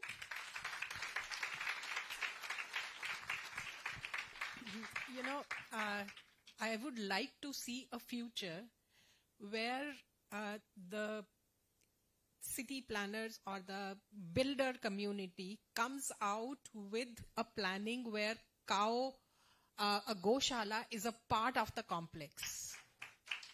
So that not just we have the bond, we get the local food, we get the local milk, and 90% of our problems are because something is being produced somewhere and being transported to us through multiple layers, and each layer adds a layer of corruption as well as pollution in some form and shape. So if there are any builders in the audience, please think about it. Maybe it will be a higher end, upper luxurious kind of a thing to start with, but whatever starts at the top percolates down very, very easily. Can we have, housing societies where Gaushala is a part of the design, is there? Maybe can support a vegetable garden as well on the side. So do you think that is possible? It is very much possible. But the elementary step towards that is to see cows beyond milk. That's the first step. That's a wonderful suggestion. If we can have in apartment complexes 3 or 4 cows in a medium-sized apartment, that's fine. The people of all the apartments can have a bond. She will just survive on the kitchen waste, mind you. She doesn't need more than that. She would just survive on the kitchen waste of these apartments. The wash water of the rice. All right, and then the vegetable peels and the fruit peels. She will survive on that happily. It actually solves another problem. Most of the people who visit astrologers come back looking for a cow to feed. Oh, yes. Now, when you have a cow below your apartment, what more can be beneficial thing? The point is that there's a conversation that happened with one person. He said, what is a dairy farmer? He said, see, listen, she doesn't produce anymore. What is the point for me to maintaining it? I said, with all due respect, that's the same case with your mom also. I had to be blunt here because our scriptures speaks about 7 mothers, not 1 mother. Our scriptures speak about 7 mothers. One is earth. And second thing is our biological mother. And third thing is Rajapatni, the wife of a king. And the fourth one is the wife of a Vedic scholar. And the fifth one is cow. And the sixth one is Dhatri. Dhatri is nurse. So the scripture speaks about 7 mothers, and only one of them is a non-human. 2 of them. The earth, she is considered as a Devi. Rivers also. Yeah, yes. Rivers also. So when we start seeing her beyond milk, then you will definitely protect her till her last minute. So somewhere our bond is broken. It is. It's true for temples. It's true for basic tenets of Dharma. It's true for cows, which is the basic element of our Dharma. So somewhere we need to bring them together as an integral part of our life. Like when Sandeep ji was wearing that t-shirt, did you go to the temple today? The point is our relationship is so broken that we'll go a day before our examination, a day before I'm expecting my promotion, or the day, the test report of a doctor has to come. But we don't go on an everyday basis. To put it in a very WhatsApp language, they say don't use it like a stepney, use it like a steering wheel. Use Dharma like a steering wheel so that you'll have a smooth ride in life instead of using it like, to take it out when the steering wheel fails. So that's what it is. With that, do we have 5 minutes for questions? Okay, any questions? Yes. Okay. Yeah, we'll come to you in a minute. Of course I can. Hello. Check. Okay, we'll come to because him. last time itself you never allowed me to ask a question. It's okay, we'll come to him. Sir. Yeah. See, now that you are talking about, nativity cows, Natumad and all that. See, do you think the Operation Flood floated by Dr. Kurian was right for India? See, because of which, so much of contaminated milk, adulterated milk started coming up with mixing with, dairy farms. Is it right or was it wrong? There were few policies of Dr. Kurian which I personally don't agree with. One of the most important thing was to introduce crossbreeds to this country. When I say to introduce crossbreeds to country, I would fight that particular policy the same way if you bring a Gir cow from Gujarat to Tamil Nadu. Because that particular Gir cow is non-native of Tamil Nadu. When I say native cow breeds, 40-kilometer radius, that's about it. That is your native cow. I've seen, because in Dakshin Vrindavan, very interesting thing. Because there is a craze for this Deshi cows right now. And people go to Gujarat and bring Gir cows and Tharparkar cows and Shahiwal cows, or breed cows which gives maximum milk. And they bring down to humid places like Tamil Nadu, Kerala. And now the moment they don't give them the returns, because after 2 to 3 pregnancies, the cow's production will start dropping down. And the Gir cows is where we find maximum case of uterine prolapse. The entire uterus comes out because she can't handle the humidity here. Now, I would fight that particular bringing of non-Indian cows to India the same way if you bring the Gir cows to Tamil Nadu or Kerala, because 90% of cows, the cows in Dakshin Vrindavan shelter are actually Gir cows or Tharpakar cows or Kankresh cows, because they are the one who have been brought up here because of the craze for native Indian cows. Having native Indian cows is the best thing ever, but that has to be your native Indian cows, not India's native Indian cows. Okay. And second thing is that Koreans, one aspect is really good. That is, it was able to get rid of the middleman in terms of milk, supply. The farmers were selling the milk to a middleman, and the middleman was making the profit. In that aspect, Amul was good, and that was nice. But again, in that aspect, the greed for more milk by which he introduced the foreign cows, that policy I don't agree. So I can't put a blanket disagreement to Koreans' policy, but the introduction of the exotic cows to India was a blunder for which we still face the wrath. My take on this, sir, is that when Amul came into picture, India needed quantity. We needed a lot of quantity of milk and lot of other things, grains, everything. Now is the time to focus on quality, and for which we'll have to go back to small is beautiful. Okay. Yes. Hariom, sir. Thank you for the amazing work that you're doing, first of all. My question is twofold. So the first one is, it's a lot easier to get hybrid cows in all aspects, economical, whatever. And what is the argument for, let's say, taking on basic cows when it's difficult, especially for small farmers or people who don't have as many resources to deal with it throughout the entirety of the life? And the second one is, I have a lot of friends who are, part-time animal activists, like vegans. What is the solution to that? Because they also have a point, which is that a lot of cows are treated very badly to take milk and like other products. So the solution to go vegan, or is there some other solution? Like, what is your opinion on that? Thank you. It's a very sensitive topic. I need 2-3 minutes to explain it. To start with, exotic cows do give large quantities of milk. I don't deny that. But then, if you see, the maximum lactation is about 3. 4th lactation, she is done with. She's exhausted. She can't bear in more childbirth. But at the same point of time, when you have a Deshi cow, we have cows who have given birth to 30 calves in her lifetime. Forget about 3. So we are talking about long-term aspect. Short-term, exotic cows do have an upper hand. I have no denial about it. But then in long term, she gives. And second of all, the nutrient content in an exotic cow is really poor. And if you see, I don't know how you have observed this, and the exotic cow dung drops a cow dung, it's more liquid.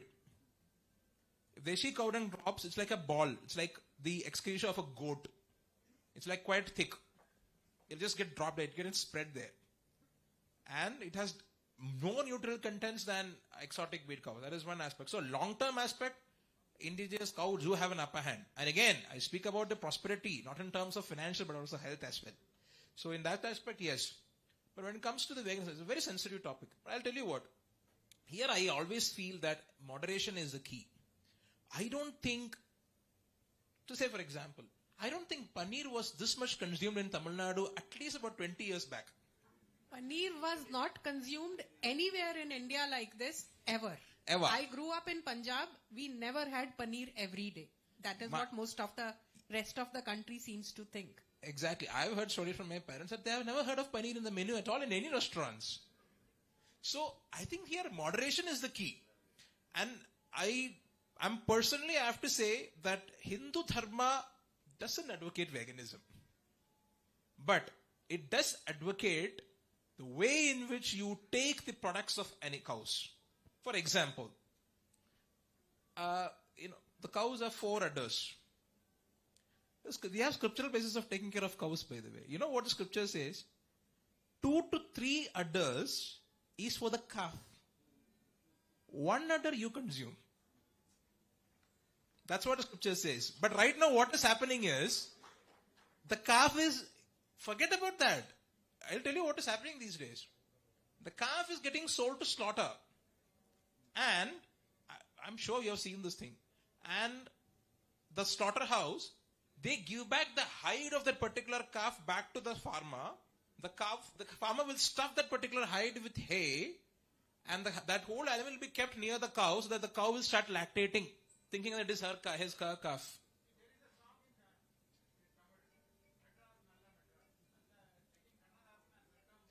Right. So this is what is happening here. Now the point here is that the moment we start deviating from scriptures, our downfall will start. We started deviating from the scriptures of instructions of taking milk from the cows. We started taking extract her maximum as possible.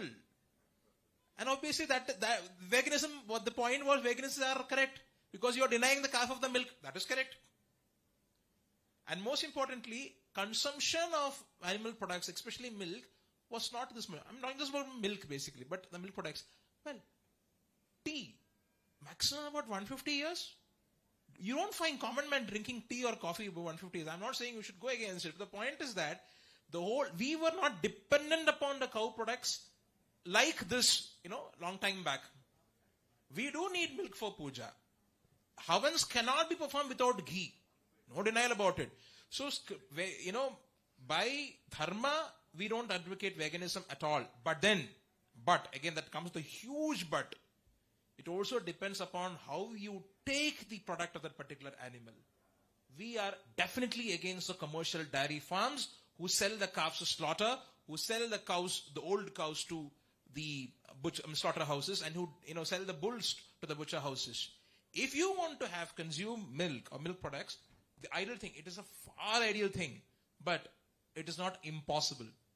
We can have, as we spoke about the Hindu fund here, we can have ideal goshalas in places where infrastructure is possible, where you have a section where milk is extracted just the way the scripture says.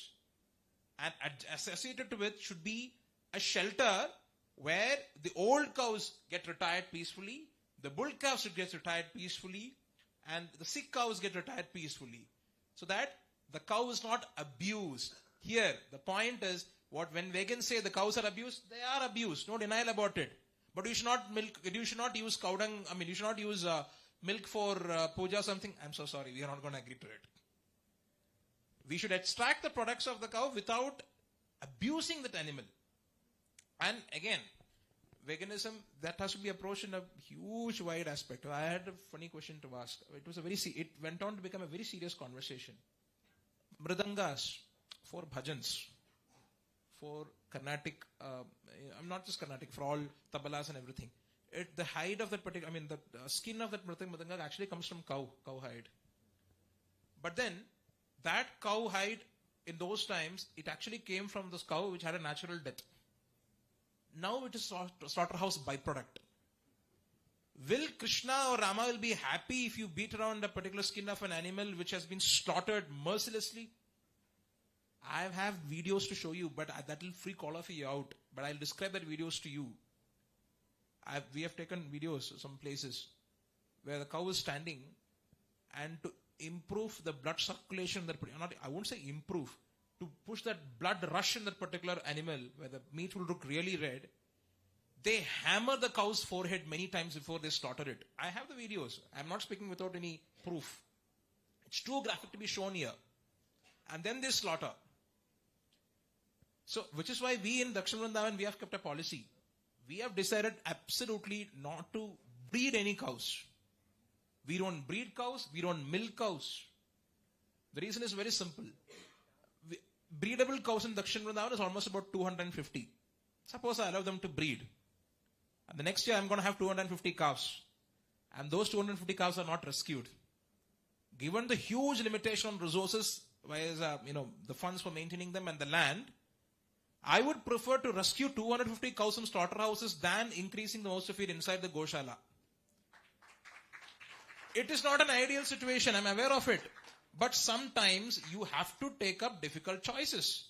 I feel bad in denying cows their rightful, right to be a mother.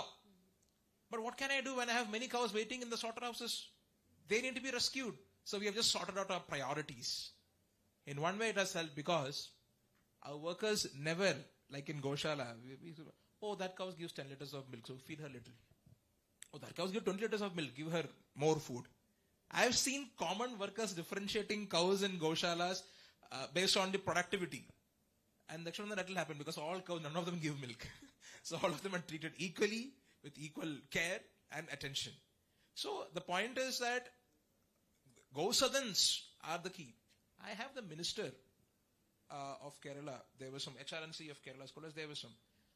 I'm sure how you have heard about a particular temple called as Ambalappuzha Sri Krishna temple. That temple is very famous for the kheer they make, the payasam that they make, Ambalappuzha Pal payasam. Extremely delicious.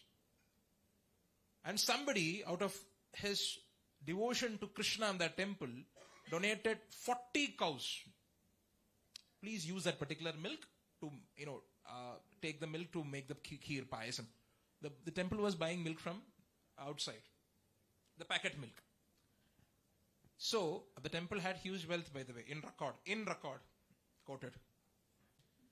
It's a government temple. So, you know what they did? 1 month after he donated, I have the letter in my email where he says, no, please take the cows and take it to your shelter. I said, what is wrong with them? They are young cows. They are capable of giving birth and take milk.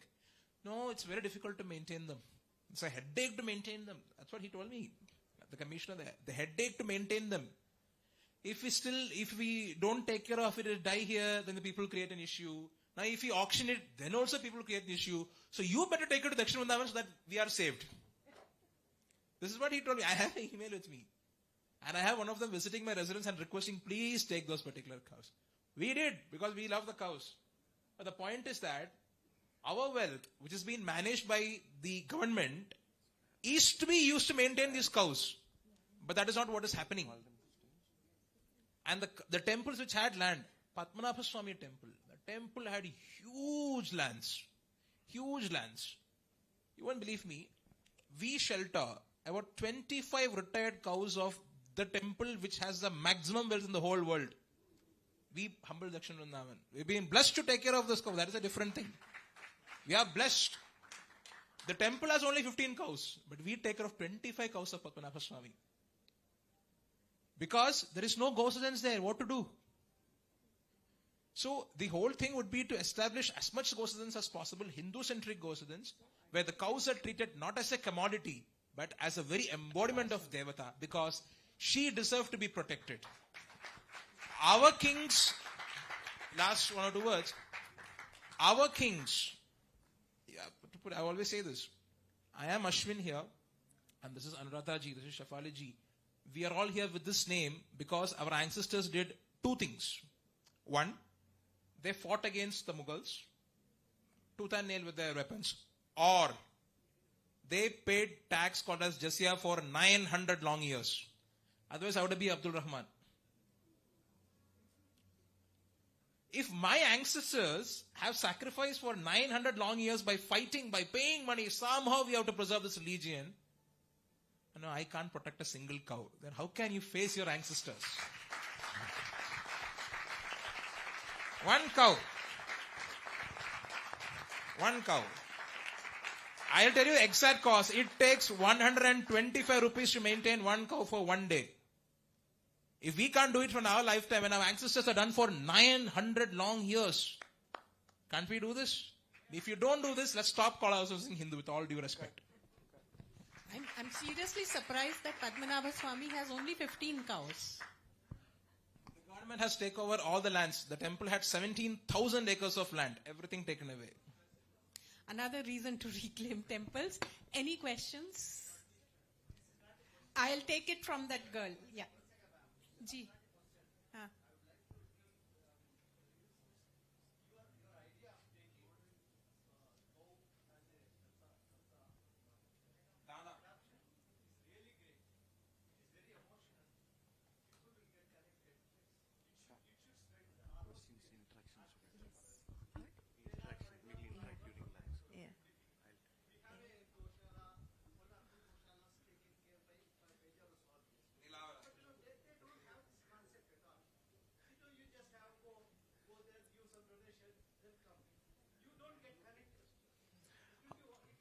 Do you want to elaborate the process, how people can adopt cows at your... The whole purpose of Dakshin Vrindavan is not just to shelter cows. The whole purpose of Dakshin Vrindavan is that 700 cows have 700 families connected to it.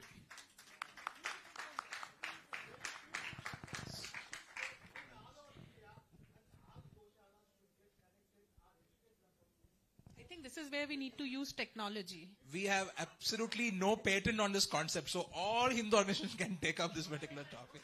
No, I'm just telling you on a lighter note. Right. Okay, we'll have to, Yeah. sir, we'll That take it girl- offline. Yeah. Yeah, one girl, please.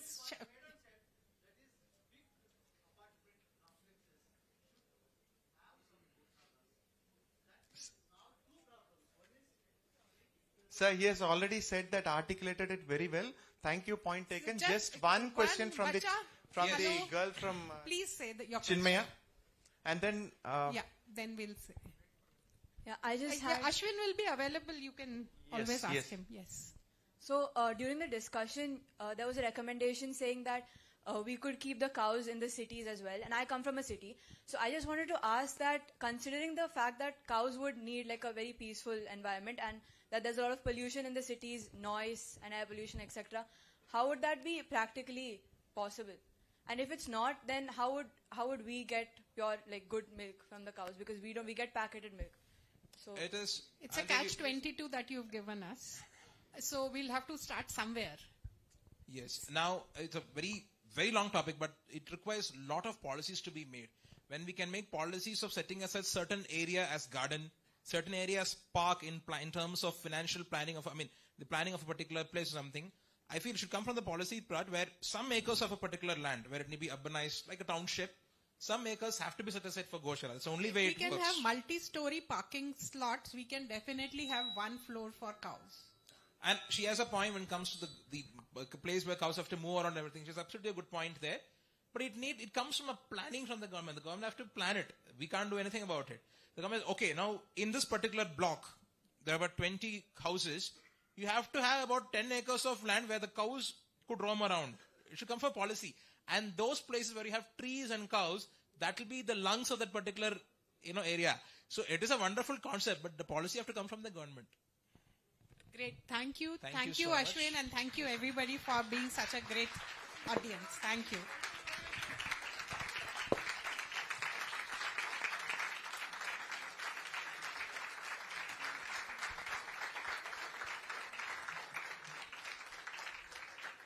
It always fills me with great pride when I listen to him talk. He's very articulate. Maybe it's his training as a lawyer and the passion for what he does. I request only one thing. His Goshala is 45 minutes away from here. If all of you go and visit the Goshala and see for yourselves the kind of amazing work that Ashwin and his friends have done at Dakshin Vrindavan, you would also feel like connecting. One great thing, and I've seen many cow shelters all over India, but one great thing that I see at Dakshin Vrindavan is that there are no nose ropes. It is one of the very, very, very few Gosadans which have cows. They range free for some time of the day at least, and they don't have nose ropes. That's really amazing. So please visit Dakshin Vrindavan and do contribute, do adopt a cow if possible, because what he's saying is not valid if we do not support it. Subhadra and adopting Subhadra has been a great experience for me. It has brought a lot of goodness in my life, the greatest of whom is standing here. And so his parents are also here. I request them to come on stage.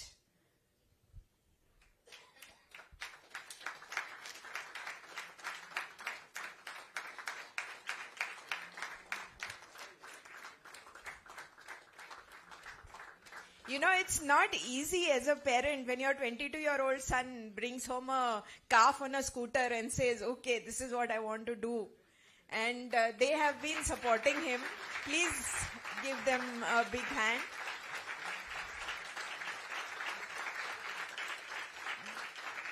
Before we go to honoring him, I just have two small announcements to make. Now we'll break for lunch, but we'll meet at 2:15 sharp. We have some more interesting sessions after this. And please do not leave after the last talk, because the last session today, it's about the Varandah Awards. This is the first time that we have instituted awards, and there are some very interesting people and interesting causes which are getting to be awarded.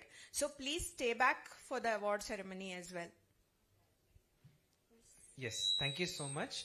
I request Lakshmikant Shroff ji and Meenakshi Agarwal ji to come on the dais to do the felicitation.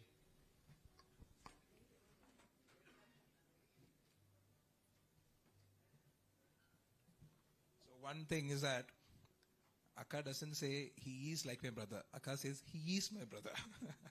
Right.